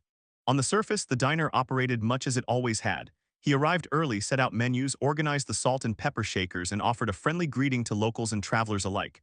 But beneath that routine, a deeper current of meaning flowed. His interactions had grown richer, more layered, shaped by the video that continued to ripple across social media. More out-of-towners began stopping in specifically to meet Sam. Some came quietly, simply wanting to experience the warm environment they'd seen online. Others announced themselves at the door, excitedly pointing to Sam. He'd flush pink, not entirely used to the sudden attention, but he welcomed them as he did every customer, offering coffee with a gentle smile and a friendly "How are you today?" Patricia's diner saw a modest but steady rise in revenue. Patricia handled it with her usual composed efficiency, though Sam noticed she'd begun making subtle improvements around the place. New curtains, fresh paint along the trim, updated light fixtures over the counter. She was quick to remind him that none of those changes altered the diner's heart. "We stay who we are," she told him one afternoon, ruffling his hair. "We're just polishing up for the folks traveling far to see you." Sam accepted that with a shy grin, although he always insisted the diner's charm came from its people, not its decor. One sunny Wednesday, a quiet gentleman in a polo shirt slipped into a booth at the far side of the diner. He wore thick glasses, had a trimmed mustache, and looked to be in his 50s. Sam brought him water. "Hi there," Sam said, offering a menu. "Welcome to Patricia's Diner. My name's Sam. Can I get you anything to drink?" The man looked up, his expression guarded but kind. "Sam, so it's really you. You're the waiter from the video," he said softly. His voice shook like he was overwhelmed just by being there. Sam nodded, pulse quickening. Yes, sir, that's me. A small flicker of a smile touched the man's lips. Wow, I've been driving for hours just to get here. I needed to see this place for myself. Sam wasn't sure how to respond. He simply asked, coffee? The man let out a shaky laugh. Coffee would be great, thank you, Sam nodded, coming right up. As he poured the coffee at the counter, he noticed the man glancing around, taking in the old jukebox in the corner, the chalkboard with daily specials, the row of stools along the counter where regulars sat. Sam set the steaming mug on a tray and carried it back, placing it gently before the man. After taking a careful sip, the man said, I'm Jim, by the way. I saw the video and it really hit me. My younger brother had a disability and he passed away a few years ago.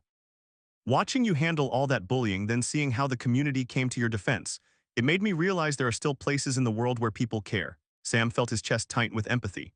I'm sorry about your brother, he said. That must have been hard. Jim nodded, eyes downcast. It was. He would have been your age now. We were close, but I always worried about how the world treated him. He paused, taking a sip of coffee. Watching you. It reminded me of the best parts of him, friendly, earnest, never giving up. Sam's heart swelled with both sadness and gratitude.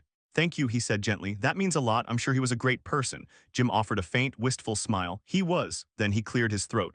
Well, maybe I'll order something. I hear the waffles are legendary, Sam grinned. They are. I'll be right back with them. He relayed the order to the kitchen, feeling a deep warmth in his chest. Encounters like this, where someone traveled out of genuine respect and sentiment, made him realize how much bigger his life had become than he'd ever imagined. He also felt a renewed sense of responsibility to keep being that source of welcome not just for himself but for those who saw a piece of themselves or their loved ones in his story. When Sam brought out the waffles, Jim set down a generous tip and said, Keep up the good work, Sam. We need people like you who show us the world can still be good. Sam gave a soft nod. Thank you, sir, I'll try.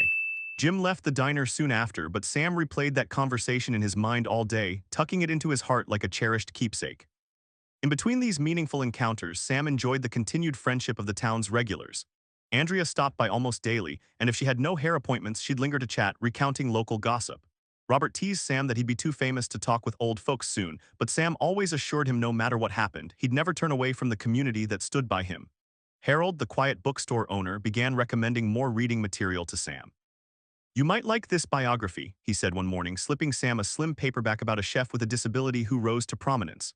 Sam wasn't a huge reader, but Harold's gentle enthusiasm made him want to give it a try. Life wasn't perfect, though. Every so often, a disgruntled traveler or an impatient local might still snap at Sam. People were people, after all. Not everyone had seen the video, and even if they had, not everyone was kind. But something had changed in the diner dynamic. Patricia stood watch more closely, and the regulars were quicker to pick up on any sign of rudeness or hostility. Sam felt less alone, more confident that if things turned ugly, he wouldn't have to face it by himself.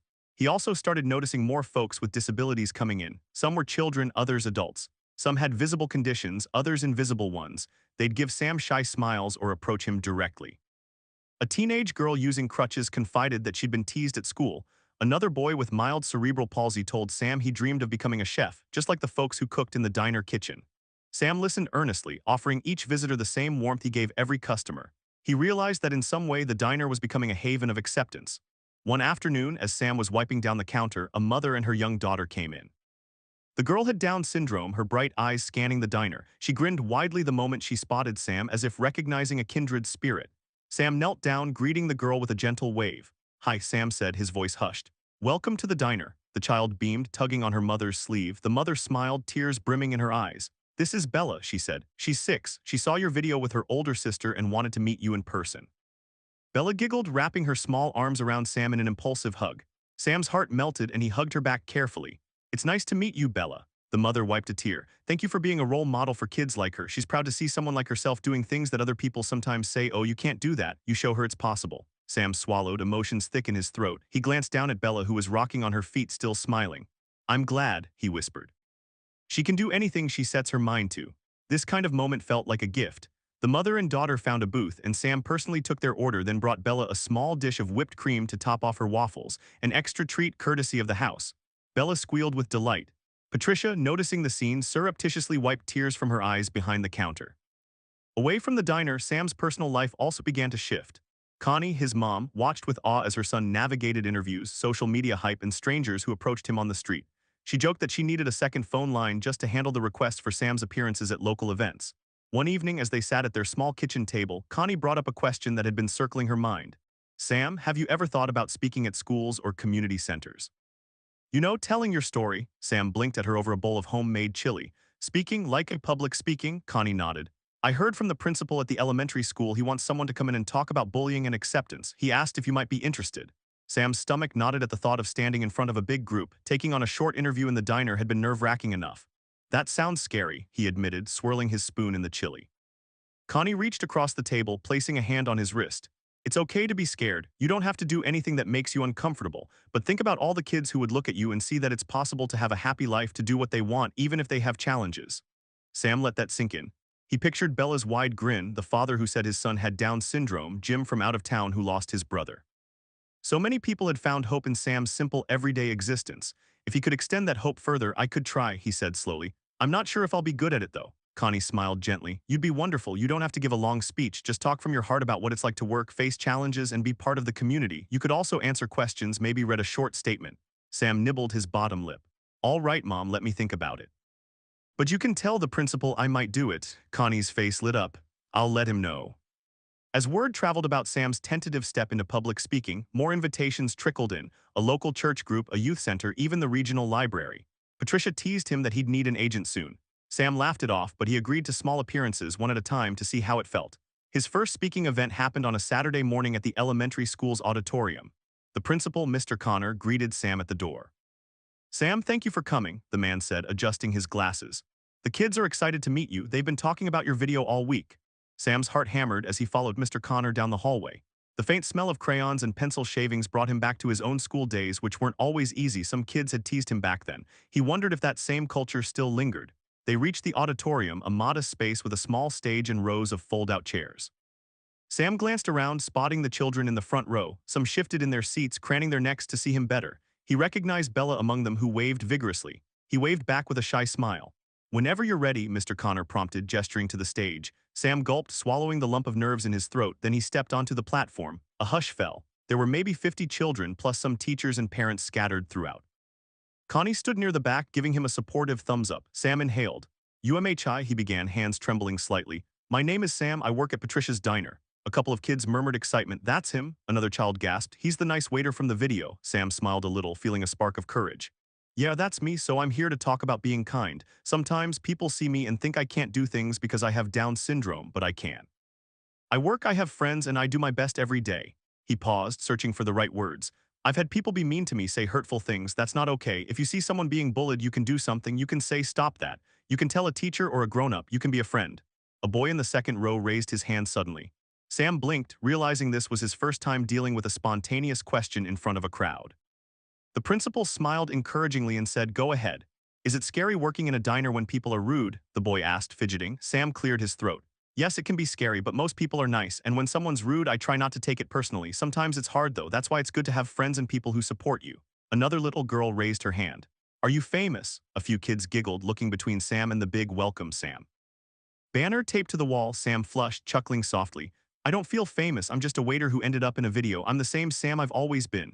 Someone in the back row piped up. Could we come visit you at the diner? Sam smiled wide. I'd love that. Patricia's diner is open to everyone. We serve the best waffles ever. A ripple of excitement spread through the kids. Mr. Connor stepped forward to gently guide the Q&A to a close. All right, students, let's give Sam a big thank you for coming to talk with us. A wave of applause followed. Sam's cheeks grew hot, but he felt an unfamiliar sense of pride welling inside. He glanced at Connie, who mouthed, great job. Afterward, a small crowd of kids surrounded him, vying for a chance to ask more questions or just say hello. Bella squeezed her way to the front, hugging him around the waist. I want to be like you, she declared loudly. Sam laughed, ruffling her hair. You'll be even better. You've got lots of time to learn and grow. Mr. Connor came over, smiling. That was perfect, Sam. I think it really struck a chord. Thank you, Sam exhaled, letting his shoulders sag in relief now that the speech was done. I'm glad it helped, he said. Connie joined them, giving Sam a tight hug. You did it, sweetheart. Your first real public talk. Sam nodded, a little amazed at himself. He still felt nervous energy buzzing through his limbs, but there was a warmth too. A realization that his words could matter to someone, that even a simple talk about kindness could inspire kids to think differently. That elementary school visit opened the door to more invitations. In the following weeks, Sam spoke at a youth center, where teens practicing for a talent show listened intently to his story. He talked at a local library's monthly community forum, where seniors and families gathered for discussion. Each time, Sam found his nerves easing a bit. While he didn't aspire to a grand public speaking career, he saw the value in sharing his experiences. Meanwhile, the diner remained his home base, a place he returned to each morning with the same excitement. He'd greet Patricia with a grin, slip on his apron, and step onto the floor. The swirl of sizzling bacon, hot coffee, and friendly chatter never failed to comfort him. Every so often, Ryan from the Social Experiment crew reached out. Their channel had soared in popularity in part due to Sam's episode. Ryan proposed the idea of a follow-up piece, perhaps checking in on Sam's life months later. Sam was open to it, but only if it wouldn't disrupt the diner with more stage scenes. Ryan promised they'd keep it respectful, which eased Sam's lingering reservations. One quiet afternoon, Sam was sorting receipts when he heard a familiar voice. He looked up, surprised to see the father who'd visited before, the one whose little boy also had Down syndrome.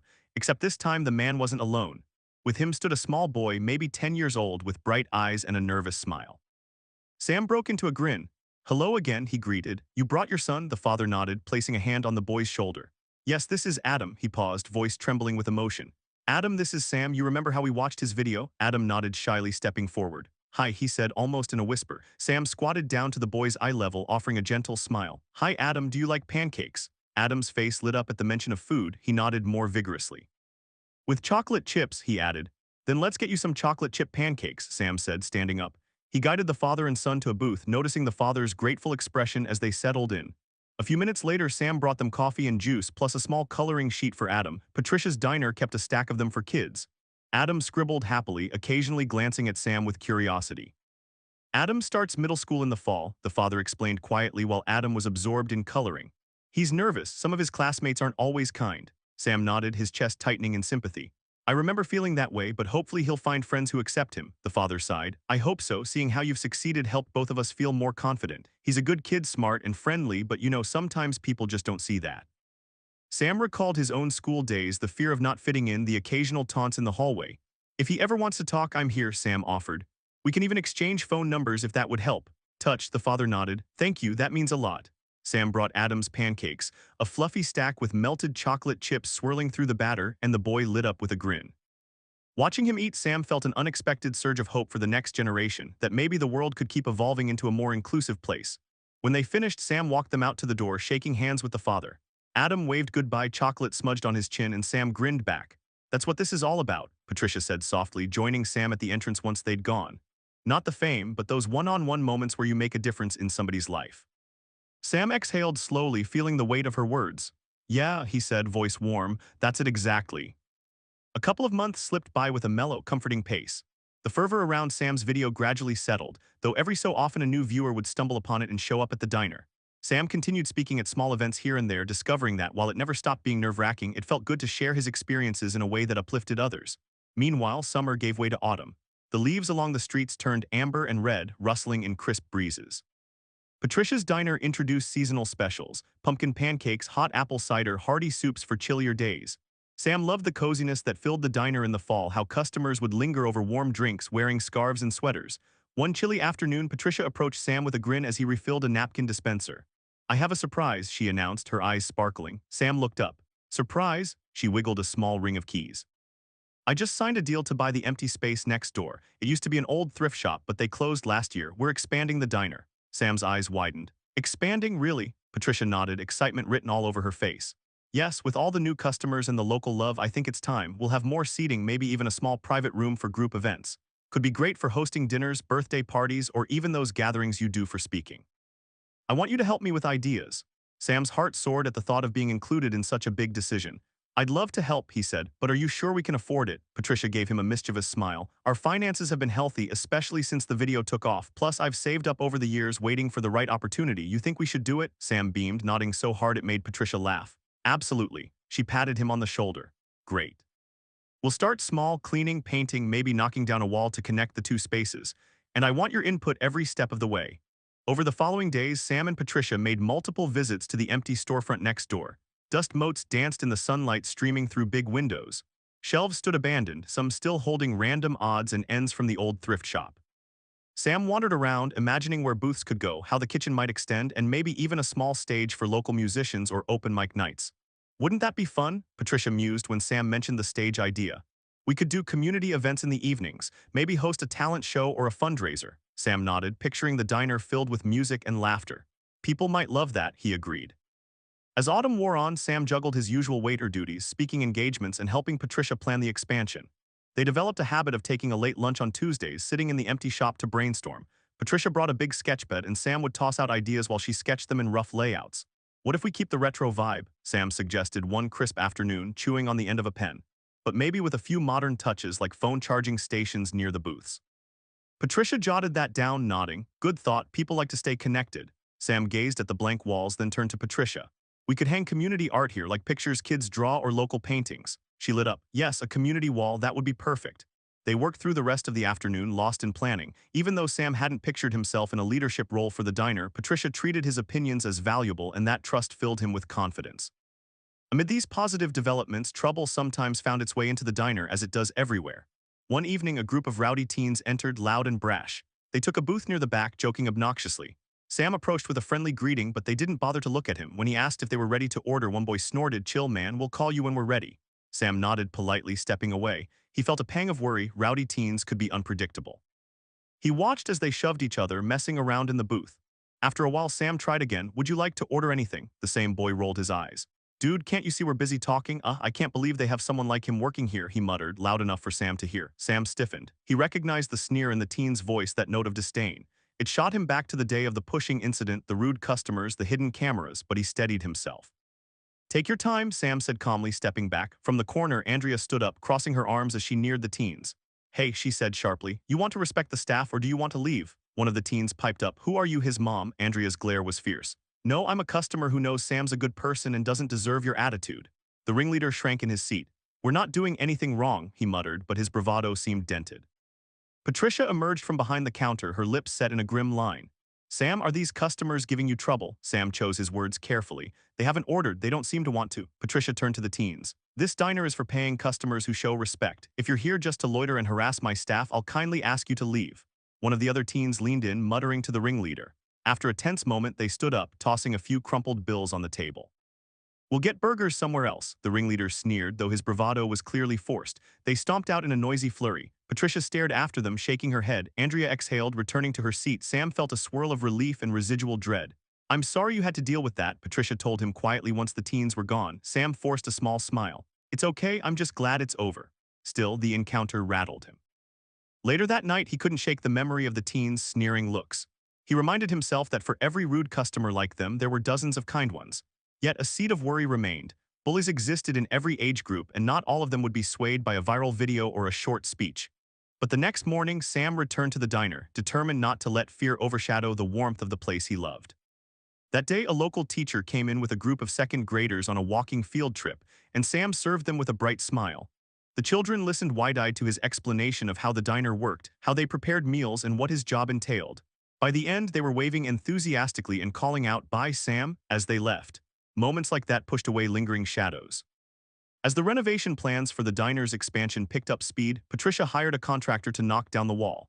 The day they started demolition was exciting and chaotic. The contractor and his team arrived with tools and protective gear, and soon enough the sounds of pounding and drilling echoed through the diner. Sam tried not to jump each time a particularly loud bang reverberated. When the dust settled, literally, an opening now connected Patricia's diner to the space next door. The smell of sawdust filled the air. Sam peeked through the gap, marveling at how much bigger it made everything feel. Patricia clapped him on the shoulder. "This is going to be incredible. Just imagine a row of booths here, maybe a little lounge area over there." Sam nodded, excitement welling up again. "Yeah, we could even do a small stage in that corner," he said, pointing. Throughout the process, Sam helped carry boards, handed the workers supplies, and fetched them cold water or soda as needed. The contractor, a sturdy man named Bill, was patient and friendly. He taught Sam a few basics about measuring and leveling. "We gotta make sure everything's squared off," Bill said, letting Sam hold one end of the tape measure. Sam found himself enjoying these new tasks, like discovering a piece of himself that loved the physical process of building. By the end of each shift, he'd be covered in dust and sawdust, aprons smudged with an entirely new set of stains. Patricia joked that he now had battle scars of construction. During breaks, Sam would wander the new space, imagining the final outcome. The stage, the extra seating, the community wall of art. They planned to keep the same color scheme to maintain continuity with the existing diner, reds and whites, a bit of retro flair. Sam suggested they incorporate a small mural near the entrance depicting local landmarks, the old library, the bookstore, the church steeple, the big oak tree in the park. Patricia loved the idea, so they approached a local artist who agreed to paint it once the walls were ready. Autumn eventually bled into early winter. The air turned colder, and a light dusting of snow greeted Sam one morning as he headed to work. The half-finished expansion space didn't have a proper heating system installed yet, so the construction crew brought in portable heaters. Sam shuffled around in thick socks and boots whenever he crossed over to see the progress. As the holidays approached, Patricia asked Sam if he'd like to help plan a holiday event in the newly expanded portion if it was done in time. We could do a Christmas or holiday party, she suggested. Invite families, have some games, maybe a fundraiser for a local cause. Sam's eyes brightened. That sounds wonderful. We could serve hot chocolate cookies, maybe do a toy drive, Patricia grinned. Exactly. They tentatively set a date for mid-December, crossing their fingers that construction would be sufficiently complete. Sam shared the news with Andrea and Robert, who instantly offered to help. Andrea knew a local musician who might play festive tunes, and Robert volunteered to dress up as Santa for the kids if needed, though Sam couldn't picture Robert in a Santa suit without laughing. The possibility of hosting a holiday gathering invigorated Sam, giving him a sense of purpose beyond his day-to-day tasks. While he loved being a waiter, he also enjoyed the chance to organize something that brought people together. In mid-November, Sam received a phone call from Ryan. "Hey Sam," Ryan said, his voice echoing slightly through the line. "We're updating our viewers on some of the most impactful stories we've featured. We'd love to come film a short follow-up segment just to see how you're doing, how the diner's changed. Would that be okay?" Sam thought about it, glancing at Patricia. She caught the drift of his conversation and gave him a cautious nod, her way of saying it was his decision. "Sure," Sam said finally. "But no surprises this time," Ryan chuckled. "No surprises, I promise, just an honest check-in. We heard about the expansion and we'd like to show that. Maybe do a short interview with you and Patricia. Sound good?" Sam nodded into the phone, though Ryan couldn't see him. "All right, when do you want to come by?" They arranged a date the following week. Sam felt a flutter of nerves at letting cameras in again. But this time he had control. He knew what was happening and Ryan was coming with full permission. When the day arrived, Ryan and a small crew appeared late in the afternoon after the lunch rush. They brought cameras and a simple lighting setup, but nothing as hidden or covert as before. Sam led them around the partially renovated side of the diner, explaining what it would look like when finished. "Patricia's building this stage for local performances," he said, gesturing toward the raised wooden platform Bill's team had just installed. "We'll have extra seating along the walls and we're planning a big mural." Ryan's camera operator panned around the space, capturing the construction details. "That's amazing," Ryan said, genuinely impressed. "So the diner's really growing thanks in part to all the attention you got from the video?" Sam gave a modest shrug. "I guess so. But also because Patricia's a great owner. She's been saving to expand for a while," Ryan smiled. "That's generous of you to say. How have you been since the video? People still recognizing you?" Sam chuckled, glancing at the camera. "Sometimes we get visitors who say they saw me online. It's nice. I've also been speaking at community events, telling people about kindness and accepting others." Ryan nodded, respect shining in his eyes. "That's great, Sam. Would you say your life changed significantly because of all this attention?" Sam paused to consider. "Yes and no. I'm still just me, still working as a waiter every day, still living with my mom. But I feel braver, I guess, more sure of myself. It helped me realize I can make a difference, even if it's small." Ryan's crew filmed a few more shots, capturing Sam serving coffee to a couple of tables in the main diner area. Patricia joined for a brief interview, praising Sam's work ethic and talking about how the video had brought new customers and new possibilities. After about an hour of filming, Ryan signaled they were done. "Thanks for letting us do this update," he said, offering Sam a handshake. "We'll edit it into a short follow-up piece and link to the original video. People love seeing how you're doing." Sam smiled, relief coursing through him now that it was over. "Thanks, Ryan. I'm happy to share." "Just no more hidden cameras," he teased. Ryan laughed. "Never again, Scout's honor." With that, they packed up and left. Sam and Patricia exchanged a grin, remembering how different this filming experience was compared to the first. This time, Sam felt respected, not manipulated. By December, the diner's expansion was nearing completion.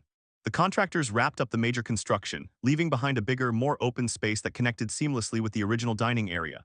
Plastic sheets still hung in some corners where paint dried, and the new flooring smelled faintly of varnish, but the transformation was undeniable. Patricia and Sam poured themselves into organizing the holiday event.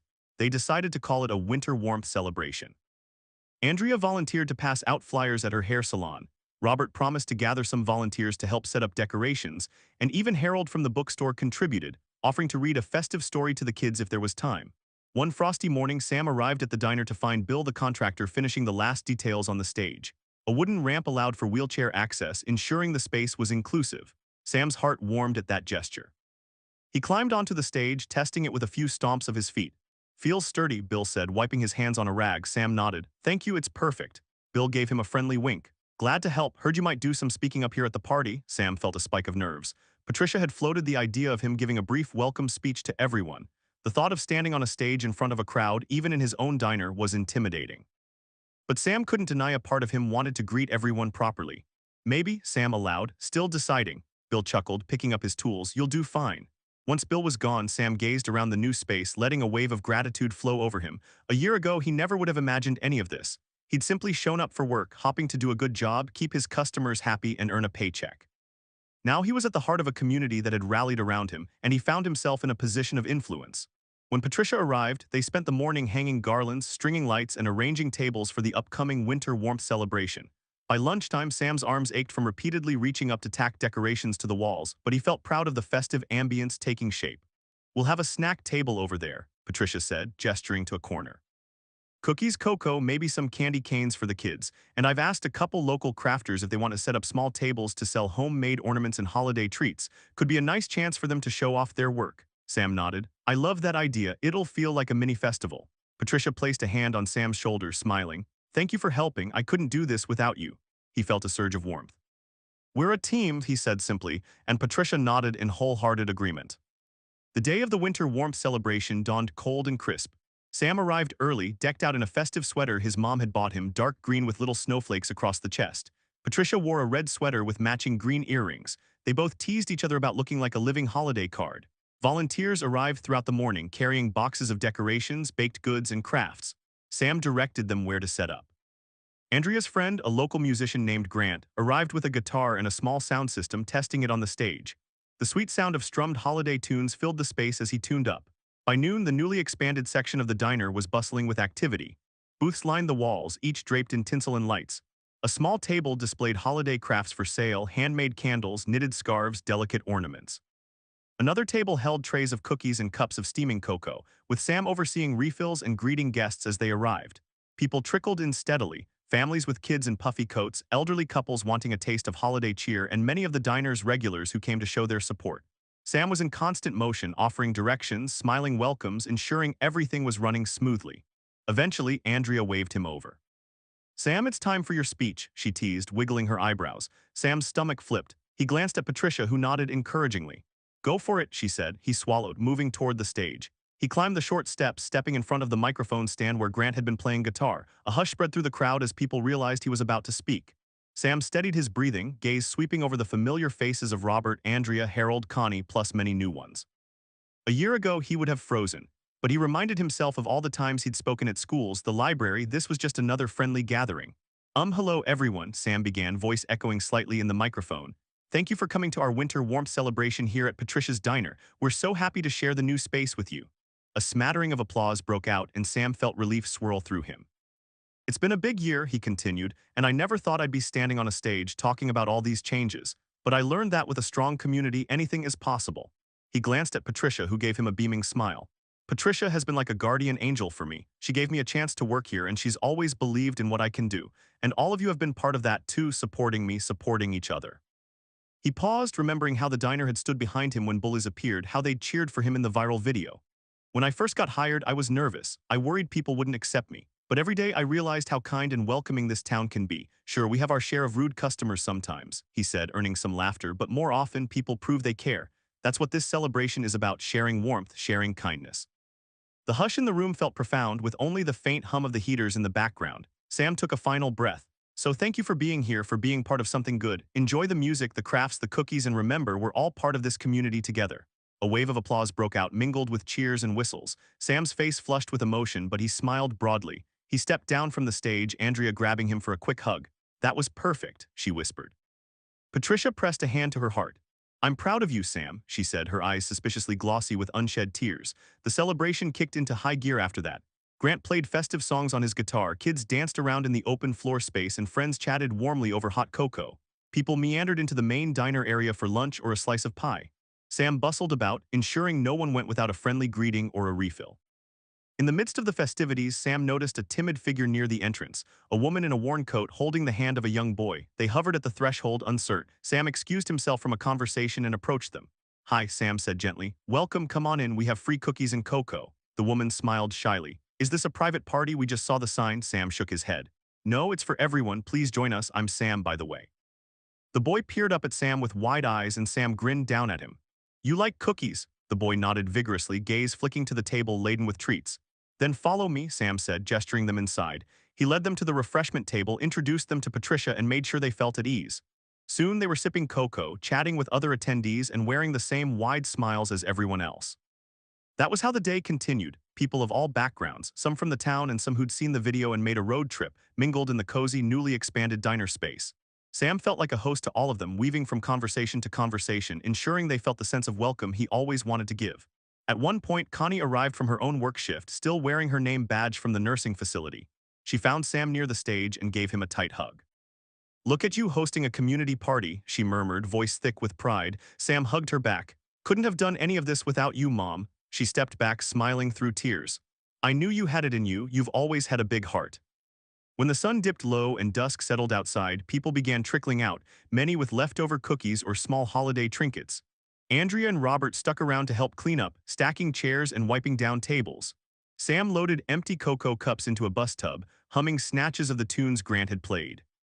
The winter warmth celebration had been a success by any measure. The crowd was larger than expected, the mood was festive and open-hearted, and Sam couldn't recall a single complaint from anyone. Patricia tallied the donations collected from craft sales and the tip jar at the refreshment table, money that would go to a local charity supporting families with children who have disabilities.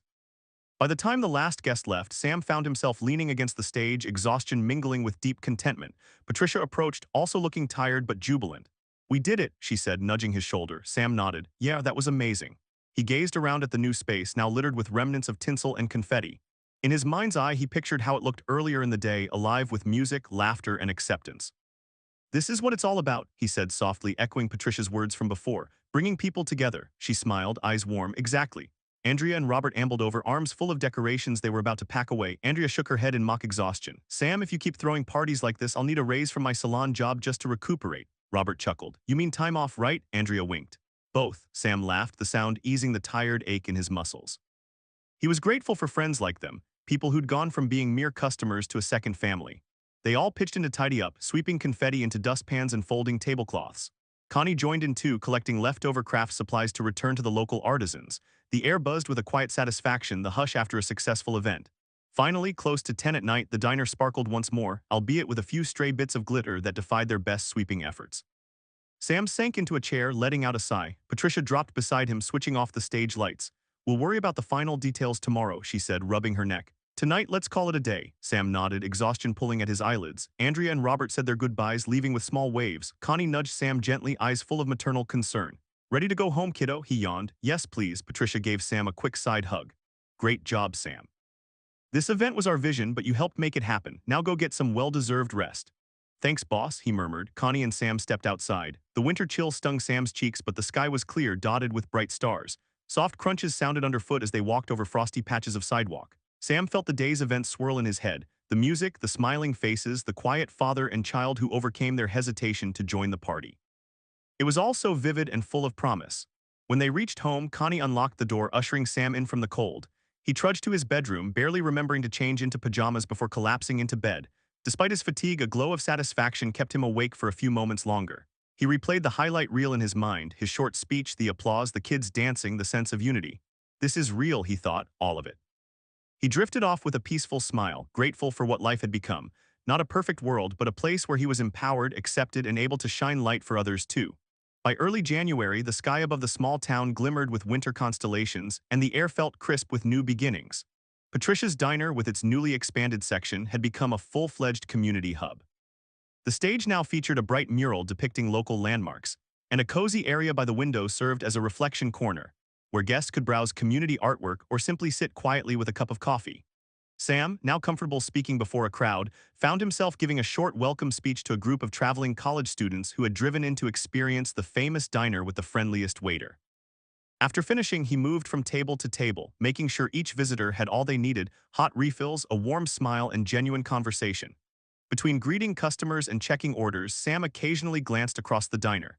He noticed Bella, now a regular visitor, giggling with friends over chocolate milkshakes, her mother beaming with pride at a nearby table. He spotted Andrea styling a volunteer's hair at a pop-up fundraiser booth in the new section, and Robert helping an elderly patron find a seat in the main dining area. The place buzzed with that sense of family Sam cherished. Patricia bustled behind the counter, a spark in her eye that never faded. She glanced at Sam. "Think back to when you first started here," she said, her tone both amused and nostalgic. "Could you have imagined all this?" Sam shook his head, remembering those early days of carefully balancing plates, determined not to spill a drop of coffee. Not in my wildest dreams, he admitted, but I'm thankful every single day. A sudden hush fell over one corner of the diner as Ryan and his small camera crew quietly slipped in to grab footage for a short Where Are They Now segment. This time they filmed out in the open with Sam's full knowledge and permission. A few customers turned to see recognized Ryan from the original hidden camera experiment and nodded in approval. The difference was palpable, no tension, no secrecy, just honest storytelling. Sam felt a quick wave of nerves, but he smiled at the camera and continued delivering plates. After a few candid shots of Sam in action, Ryan lowered his camera and came over to say hello. Everything's looking great, Sam, Ryan told him. Your story, still inspiring so many people online. We'll post this follow-up next week, just a short piece to show how well you're all doing. Sam gave a small grin. Thanks, Ryan. I hope it encourages people to build communities like ours wherever they are. They shook hands and Ryan headed out, leaving Sam to the busy heartbeat of the diner. As the lunch rush peaked, Sam practically danced between booths, ensuring every plate reached its destination hot and fresh. Through the window to the newly expanded space, he saw families browsing the community art wall. A mother paused at a hand-drawn poster titled We All Belong, running her fingertips over the bright letters. Her child, a boy with Down syndrome, pointed at it, then looked over to grin at Sam. Sam gave the boy a friendly wave and felt his heart warm. Every day he saw direct evidence of how a single act of kindness and an entire town's solidarity could ripple outward. Sure, there would always be rude customers and bullies in the world, but Sam knew he wasn't alone, and he knew his story mattered. After the rush, a soft lull descended on the diner. Sam brought a fresh pot of coffee to Patricia, who was tidying up the counter. The light streaming in from the windows caught the new stage mural showing the outline of the town's library, bookstore, diner, and that big oak tree in the park, a testament to community spirit. Patricia turned, leaning on the counter. We did it, she said quietly. We've come a long way, Sam. Sam nodded, setting the coffee pot aside. We sure have, he replied, his gaze wandering over the room. He spotted Robert reading a newspaper at his usual booth, Andrea giggling with a friend by the jukebox, and Connie, his mom, chatting with a neighbor near the entrance. Everyone looked peaceful at home. Exactly what a diner should be. Patricia gave Sam a playful nudge. I'm proud of you, you know. Not just for how you handled everything, but for staying you through it all. Sam felt his cheeks heat, a humble smile tugging at his lips. I'm just doing what I love, serving good food and making people feel welcome. He turned to wipe a small spill on the counter, reflecting on the strange yet beautiful journey that began with hidden cameras and harsh words, but ended in transformation not only for the diner but for Sam himself. The diner was bigger now, yes, but Sam's world had also expanded in countless ways. Friendships, speaking engagements, and the quiet confidence that he could face adversity with a steady heart. As the afternoon light shifted and customers filtered in for the early dinner crowd, Sam glanced at the diner's door, half expecting a new face to walk in with curiosity in their eyes. And if they did, Sam would greet them the same way he greeted everyone, with warmth, respect, and an invitation to share in the spirit of a place where acceptance was the unspoken rule. Hey Sam, Patricia called from the other end of the counter. Got a new table by the window. They're asking for the best waiter in town. Sam laughed softly, grabbing a stack of menus. That's me, he said with cheerful resolve. On my way. He stepped onto the diner floor, weaving between tables, feeling the pulse of community around him. A hum of conversation, the clink of cups on saucers, the comforting swirl of coffee steam. This was life as he knew it, real, sometimes messy, but always brimming with hope. And in that hope, Sam found his place, serving kindness one plate at a time. If this story moved or inspired you, consider supporting the Social Experiment channel that first highlighted Sam's journey. Their videos continue to spread messages of compassion and stand up against bullying and discrimination. Subscribe and watch more stories like Sam's on their official YouTube channel, where ordinary people prove that kindness can and does change lives.